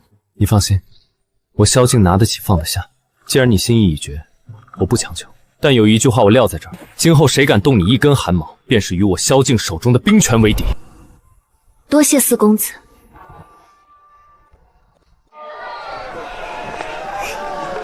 娘，我要吃那个。慢点吃，别弄脏了新衣裳。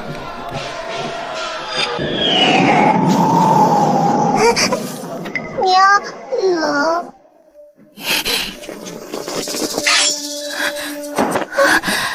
跑，往安佑堂跑。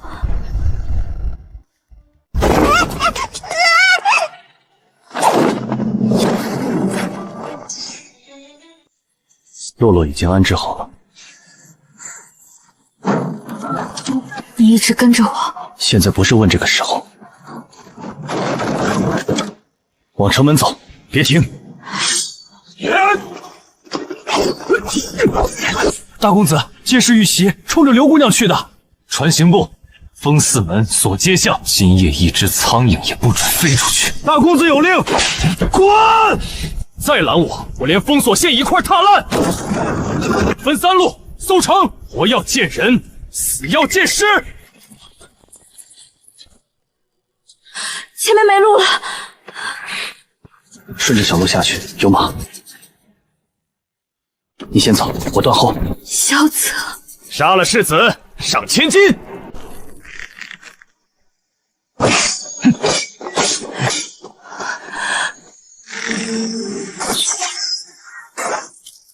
萧策，中了毒，一起上！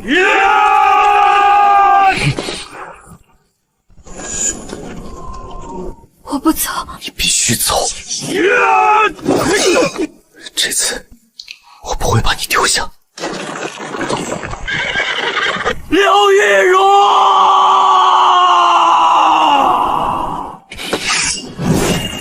封山搜衙，活要见人，死要见尸。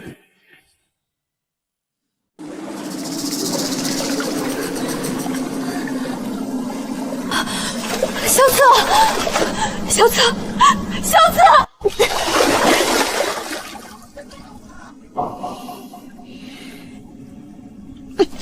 你救我一命，我不会让你死在这儿。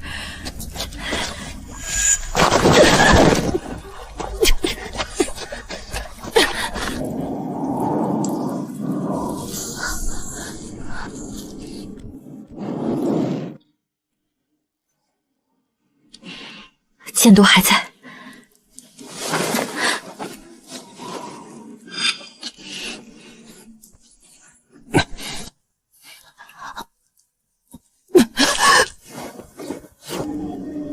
萧策，别睡，你给我醒过来！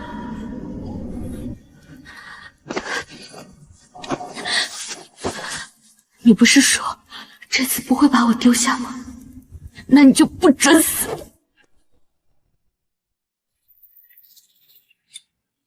这毒，京中只有神党死士在用，谁下的令？我弟弟坠崖，刘玉茹生死不明。今晚你们谁都别想囫囵着出去。是沈丞相，是他养的别院死士，承袭望春别院。按名单抓人，铺子、毒坊、药行，凡是神党暗桩，连根拔起，一个不留。给我搜！凡是喘气的，都拖出来！四公子，误会，都是误会。我心尖上的人掉下悬崖，你跟我说误会？不是我，是神党上头。接着查，查不出主使，我就把你们沈家一座院子一座院子平下去。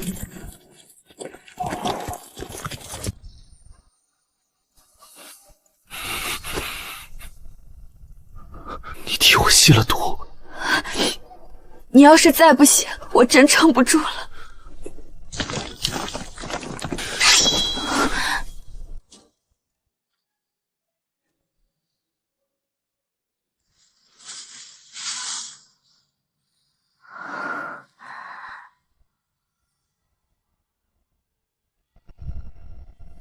你替我吸了毒。你知不知道我昨夜有多怕？我怕你就这么死了，怕洛洛没了娘，还要看着我眼睁睁失去你。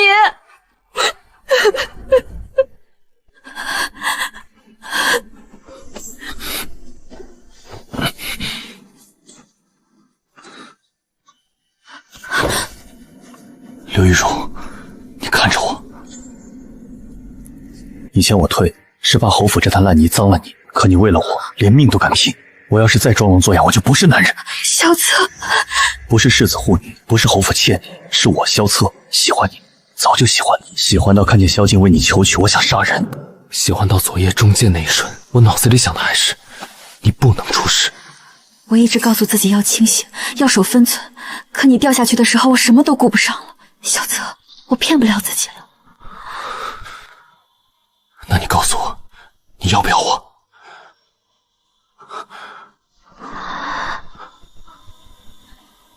要。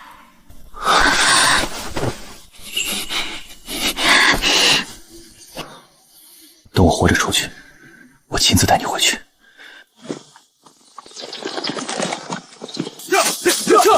仔细搜，连石缝都别放过。玉茹，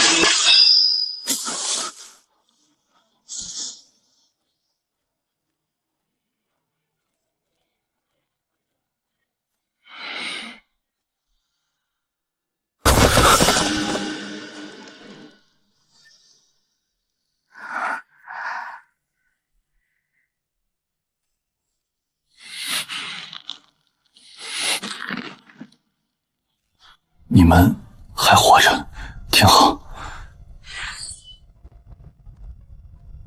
先回去，别的回京再说。让你们担心了。你扶稳他，路我来开。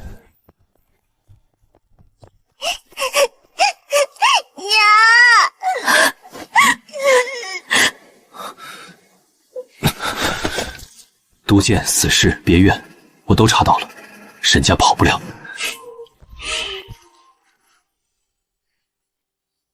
以后谁敢欺你们母女，我第一个不答应。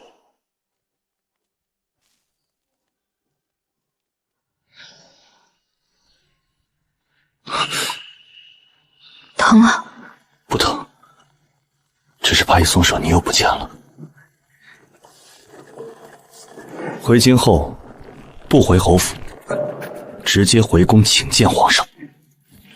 是时候跟沈家清算总账了。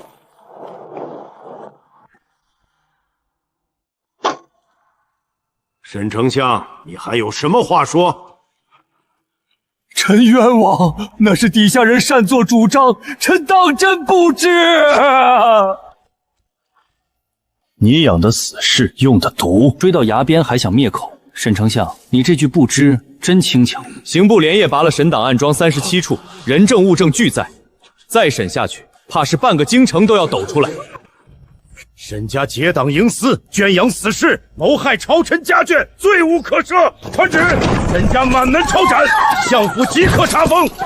搜刘玉茹所有安稳日子，我全要毁掉。沈家没了，刘玉山也别想安稳度日。姑娘要烧何处宅院？揽月小院。今夜一把火烧干净，所有书稿物件一个不留。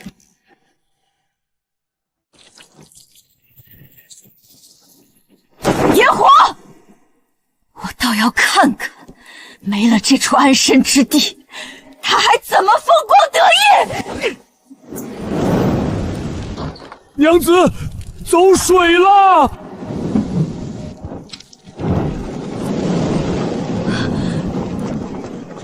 二公子，揽月小院起火，刘娘子还困在里面。玉茹，烧，统统烧光！凭什么他总能事事顺遂？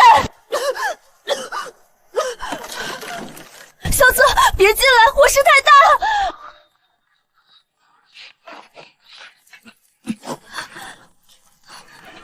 别说话，抓紧我！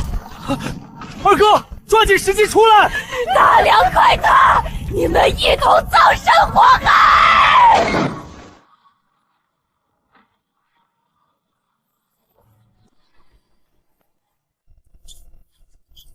我要见小策，我要见刘玉林！凭什么我沈家满门覆灭，他却安稳无恙？沈家结党营私，私蓄死士，纵火行凶，满门判斩。沈明珠判今日50时行刑。全是刘玉茹的错。到今日，根源是你心中无尽贪妒。昨夜你纵火焚毁揽月小院之时，就该料到这般结局。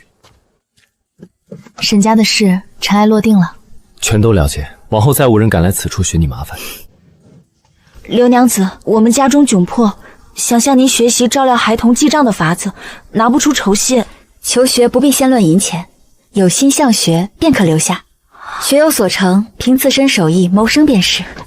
太后懿旨：刘玉如深耕育婴笔记，造福民间女子，特赐玉匾，召刘玉如明日入宫觐见。刘娘子，我府中侍女不愿只困在内宅伺候，特送来此处，求您交记账，便是药材。若能学得一技傍身，往后他们不必依附旁人度日。揽月书不设门槛，但凡有心求学的女子，皆可入内。识字者教授账目，懂药理者传授看护之法。从今往后，女子不靠夫妇，凭手艺便能立身。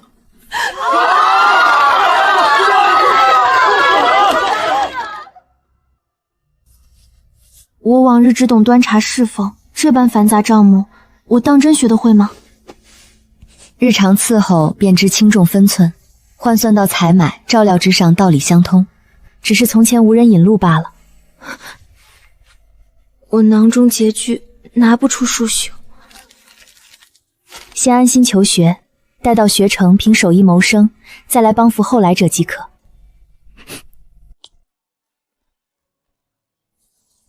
夜里寒凉，怎么还在此处久立？从前只盼安稳度日，只求自保，今日方知，女子亦可拥有独属于自己的立身之地。你亲手建起这揽月书屋，与万千女子立足底气，这份功业无人能及。明日入宫觐见，朝堂风波，人心算计，皆不可测。你不必独自硬扛，你只管往前走，所有风雨我替你担下。只要我萧策尚在，永远是你最坚实的依靠。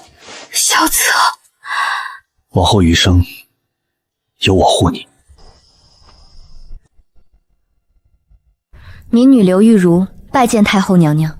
今日叫你来是有件事。宫里每年都有年满放出的宫女和嬷嬷，她们在宫中伺候半生，出宫后无儿无女，无家可归。哀家想问你，安佑堂能不能收她们？民女求之不得。你答得倒快，他们年纪大了，做不得重活，在宫中做过，难免有些高傲。娘娘，宫中出来的嬷嬷最懂规矩礼仪，也懂照看人。安佑堂如今不只养孩子，还要教女子识字礼账、药理看护。若有这些嬷嬷做教引姑姑，到时候京中谁敢说不好？他们有住处，有月银，有体面；安佑堂有规矩，有名声，有底气。此事若成，便是两全。好一个两全！难怪萧策为了你，连命都不要。传哀家懿旨。宫中年满放出的宫女嬷嬷，愿入安佑堂者，由内务部登记造册，拨安置银。往后安佑堂教引一事，宫中可助一臂之力。玉如替他们谢太后娘娘恩典。娘亲怎么还不出来？栗子糕都要凉了。是糕快凉了，还是你快忍不住了？才没有呢。你们怎么来了？接你回家。娘亲，城南栗子糕，大家排了好久的队。很甜。宫里为难你了？不是为难，太后愿意让出宫的老宫女和嬷嬷入安佑堂做教引姑姑。安佑堂有宫中的人坐镇，也是稳了。我就知道你进一趟宫不会空手回来。你这是夸我还是笑我会算计？都不是，是觉得我眼光好。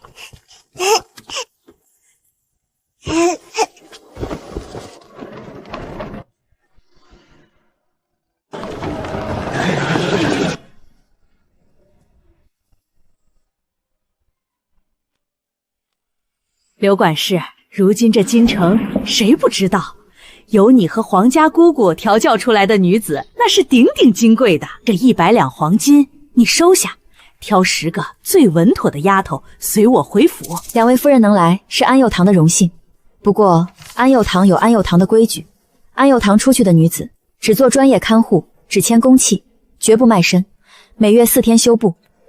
什么？签公契还要休沐？刘管事，莫不是仗着太后撑腰就乱了尊卑？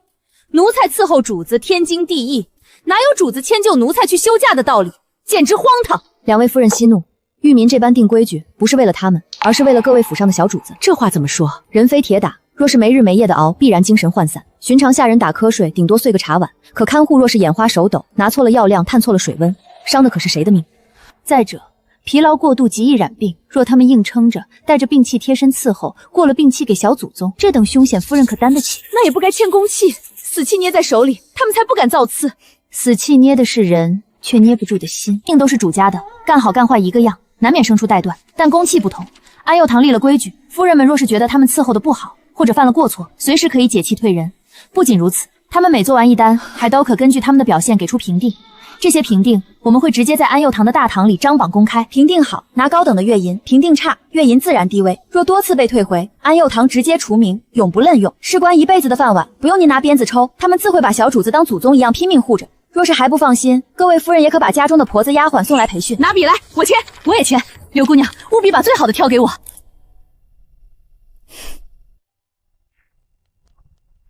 夫人放心。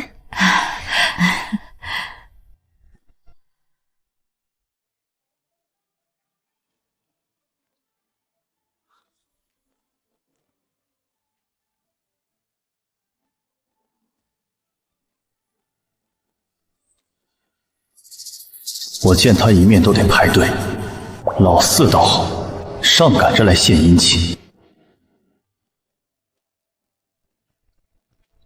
玉叔，你这几日来的正好，别光站着。这是各府刚送来的束修和人员定级册子，我实在抽不出空了。二公子既然来了，就帮我把这些账目全核对一遍，辛苦了。四公爷，后院那批新送来的棉布帮我验一下，千万别弄脏了。好嘞。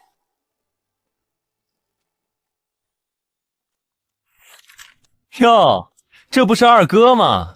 怎么跑这儿来了？闭上你的嘴，否则明日我就把你调去城外剿匪。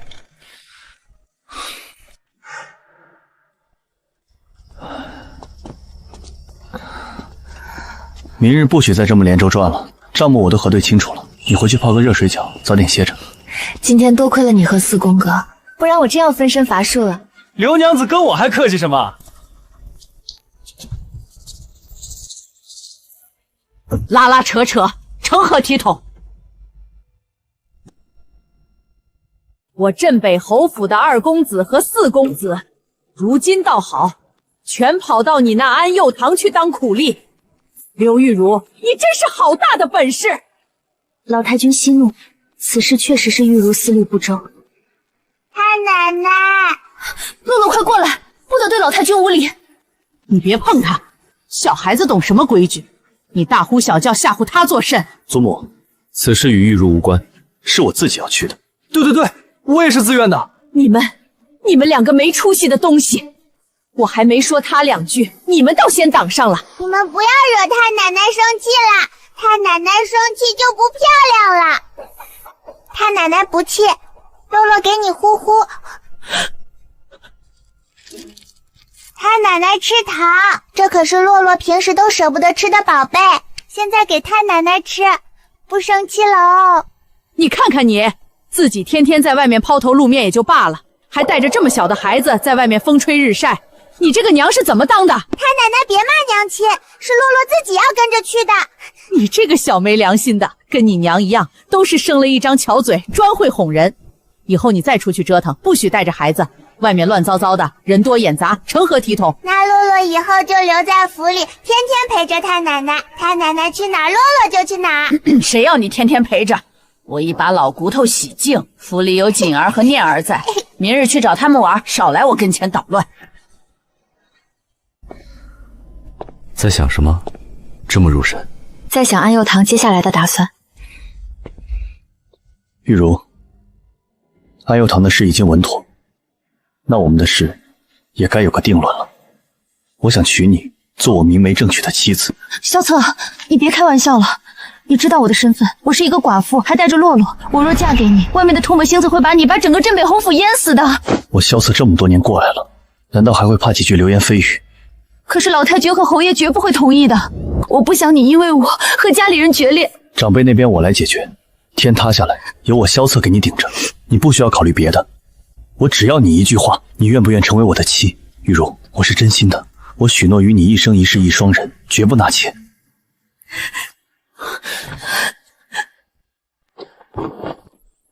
策儿，你这是做什么？好端端的行什么大礼？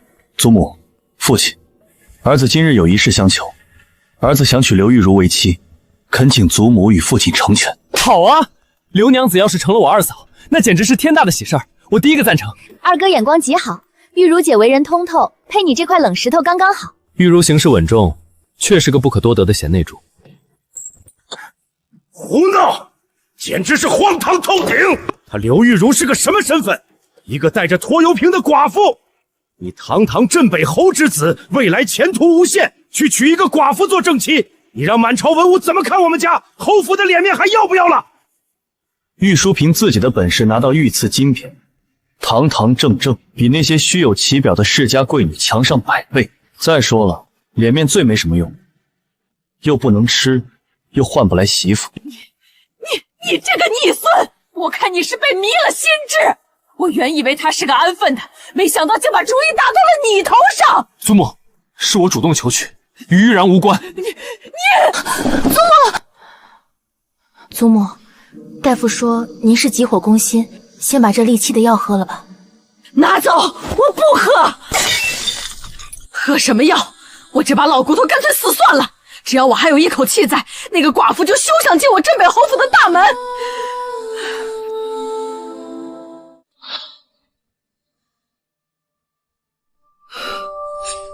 手脚麻利些，赶紧把这里收拾干净，别让碎瓷片伤了祖母。再去小厨房重新熬一碗，温在炉子上备着。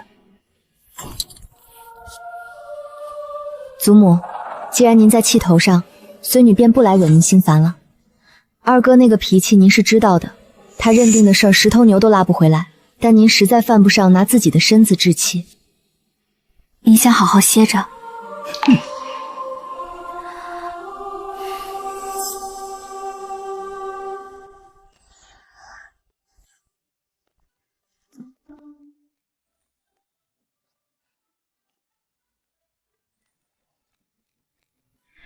你这小丫头，怎么一个人跑到这里来了？洛洛听说太奶奶生病了，发脾气不肯吃药，洛洛不放心，就来看看太奶奶。哼，我看是你娘教你的话吧？不是的，太奶奶，大夫开的药是不是特别苦呀？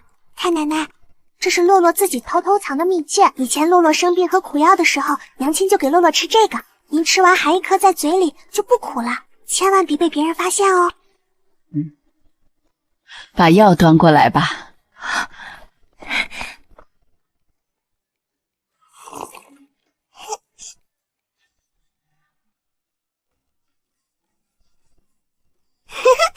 太奶奶好笨哦，又解不开啦。你这小机灵鬼，太奶奶老眼昏花了，手脚哪里比得上你麻利？萧策爹爹也这么说，平时萧策爹爹带我玩的时候也总是输给我呢。他可笨了，连个纸鸢都砸不好。太奶奶，您不喜欢娘亲，不想让娘亲和萧策爹爹成亲，是不是因为洛洛呀？谁教你的？小孩子家家的，别胡思乱想。如果是为了洛洛才让太奶奶这么生气，这么为难，那洛洛可以自己离开的。胡闹！你这丁点大的小丫头，离开家自己一个人能去哪儿？洛洛可以去浪迹天涯。说书先生说了，浪迹天涯就是走得远远的，再也不出现在大家面前。是不是只要没了我，太奶奶就不生气了？是不是就能让大家开开心心的在一起了？你这傻孩子，太奶奶怎么舍得让你走？什么浪迹天涯，那是苦命人才去的地方，你哪里都不许去。洛洛手里绝对没有拿甜甜的蜜藏，一颗都没有拿。我都还没问你手里藏了什么，你自己倒先招了，把手拿出来。娘亲跟你说过，太奶奶在病中喝药，绝对不能乱吃甜食，更不能把这种黏糊糊的东西带到太奶奶的床上来。娘亲，我……刘玉茹，你少在我屋里耍威风，是我自己要吃的，你吓唬孩子做什么？老太君，这秘制的会冲撞了药性。娘亲，这大夫开的药太苦了，太奶奶每次喝完都皱眉头。洛洛只是想，如果嘴巴里有了甜甜的味道，太奶奶就能乖乖把药喝完，病就能好得快一点。好孩子，真的是好孩子。玉茹啊，你生了个好女儿，这孩子比咱们侯府里那些只知道木头人强上100倍。是玉茹指导无方，让老太君操心了。我这几天躺在张病榻上想了很多，我老婆子守了一辈子的门第和规矩，却差点把最难得的人心给弄丢了。侧儿是个死心眼儿，他认定了你，连命都可以不要。我若是再拦着，反倒成了拆散你们的恶人。你们的婚事，我老婆子点头了。怎么？听说老太君那边刚松了口，你们3个就迫不及待的结伴跑来逼宫了。父亲息怒，儿子不敢逼迫父亲，只是想请父亲看清事实。这是侯府这2年的账目，昔日府里入不敷出，举步维艰，是玉茹力挽狂澜，才让侯府有了现在。父亲，您看看这个，这是当初我在那边疆九死一生时，是刘娘子签下的生死状，把我从鬼门关拉回来。没有她，咱们镇北侯府早就挂白帆了，哪里还有今日？父亲，玉茹姐创办安佑堂，连太后都亲赐了金版。她如今的名声、手腕和气度，哪一点比京中那些世家贵女差？玉茹对侯府有救命之恩，有再造之德。若侯府为了所谓的门第成简，忘恩负义，将她拒之门外，这才是真正的让天下人耻笑。求父亲成全二哥。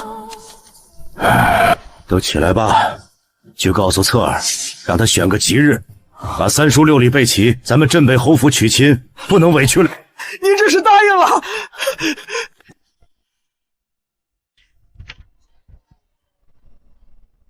翠儿，把西游房那些新送来的棉布入库，后天分发下去。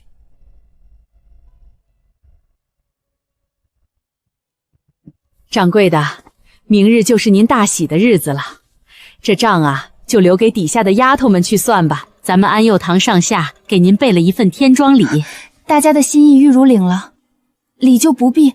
掌柜的，这可不是买来的。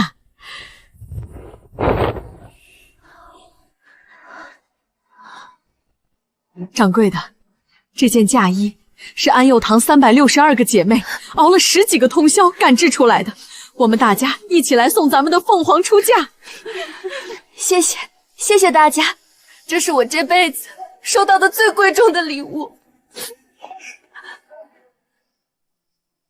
娘亲不哭，娘亲穿上这个，一定是全京城最漂亮的新娘子。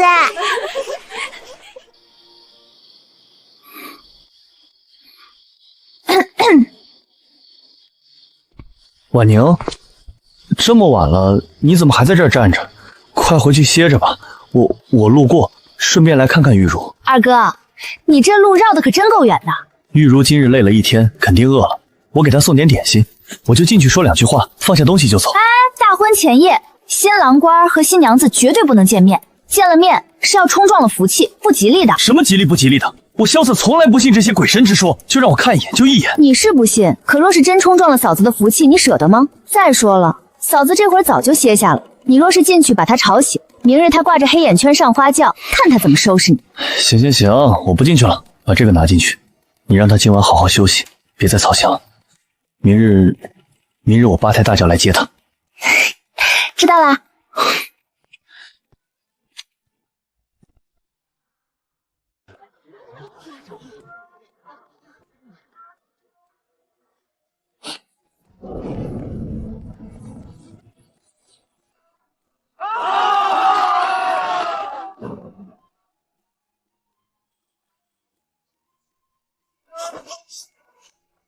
大家吃糖啦！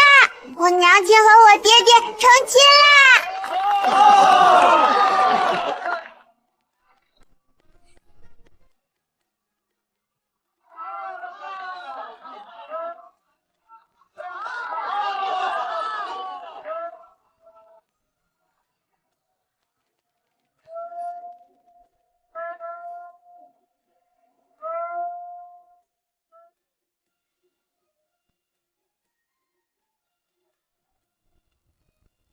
新娘跨火盆，日子红红火火，邪祟不近身。火盆太高，别料着了你的百鸟朝凤，我抱你过去。二哥威武！这混小子，大婚之日也不按常理出牌，哼，真好。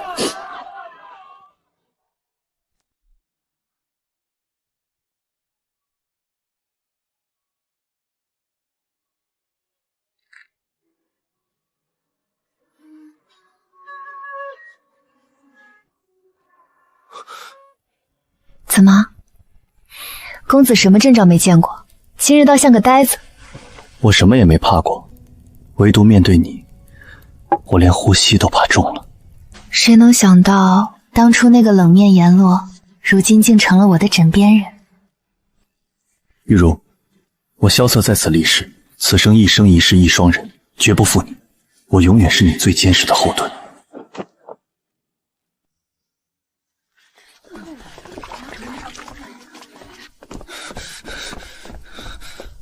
策儿，你别转了，转得我老婆子头晕。妇人生孩子都是要过这一关的。爹爹别怕，娘亲最勇敢了，肯定没事。恭喜侯爷，恭喜老太君，世子妃生了个大胖小子，母子平安。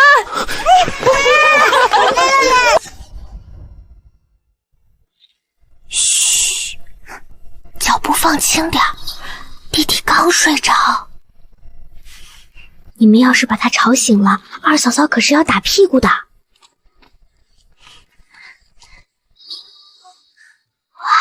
他好小啊，我能摸摸他的脸吗？不行，娇颖姑姑说过，小婴儿的脸不能随便捏，会流口水的。哎呀，弟弟哭了，是不是有怪人？我去拿我的小木剑保护他。拿什么木剑？别添乱，这叫寻常啼哭，不是饿了就是尿了。洛洛，快去拿那个摇铃。小锦，你去拿那块干净的软布来。弟弟乖，不哭不哭，姐姐在这里哦。等你长大了，姐姐带你去吃糖葫芦。哎呦，你们看看，这侯府现在哪还像个侯府，简直快成了玉茹那丫头开的第2个安佑堂了。老太君，这也是咱们侯府人丁兴王，福气满堂啊。看来以后不仅安佑堂不用你操心。你还说呢，萧静昨天还吵着要给儿子打一套纯金的梅花桩，说要从小抓起，别把好好的苗子养娇气了。我的儿子自然文武双全，用不着他操心。萧策，谢谢你。安佑堂如今在江南都开了分院，而侯府里，我以前从未敢奢望过这样的人生。我说过，我永远会是后盾。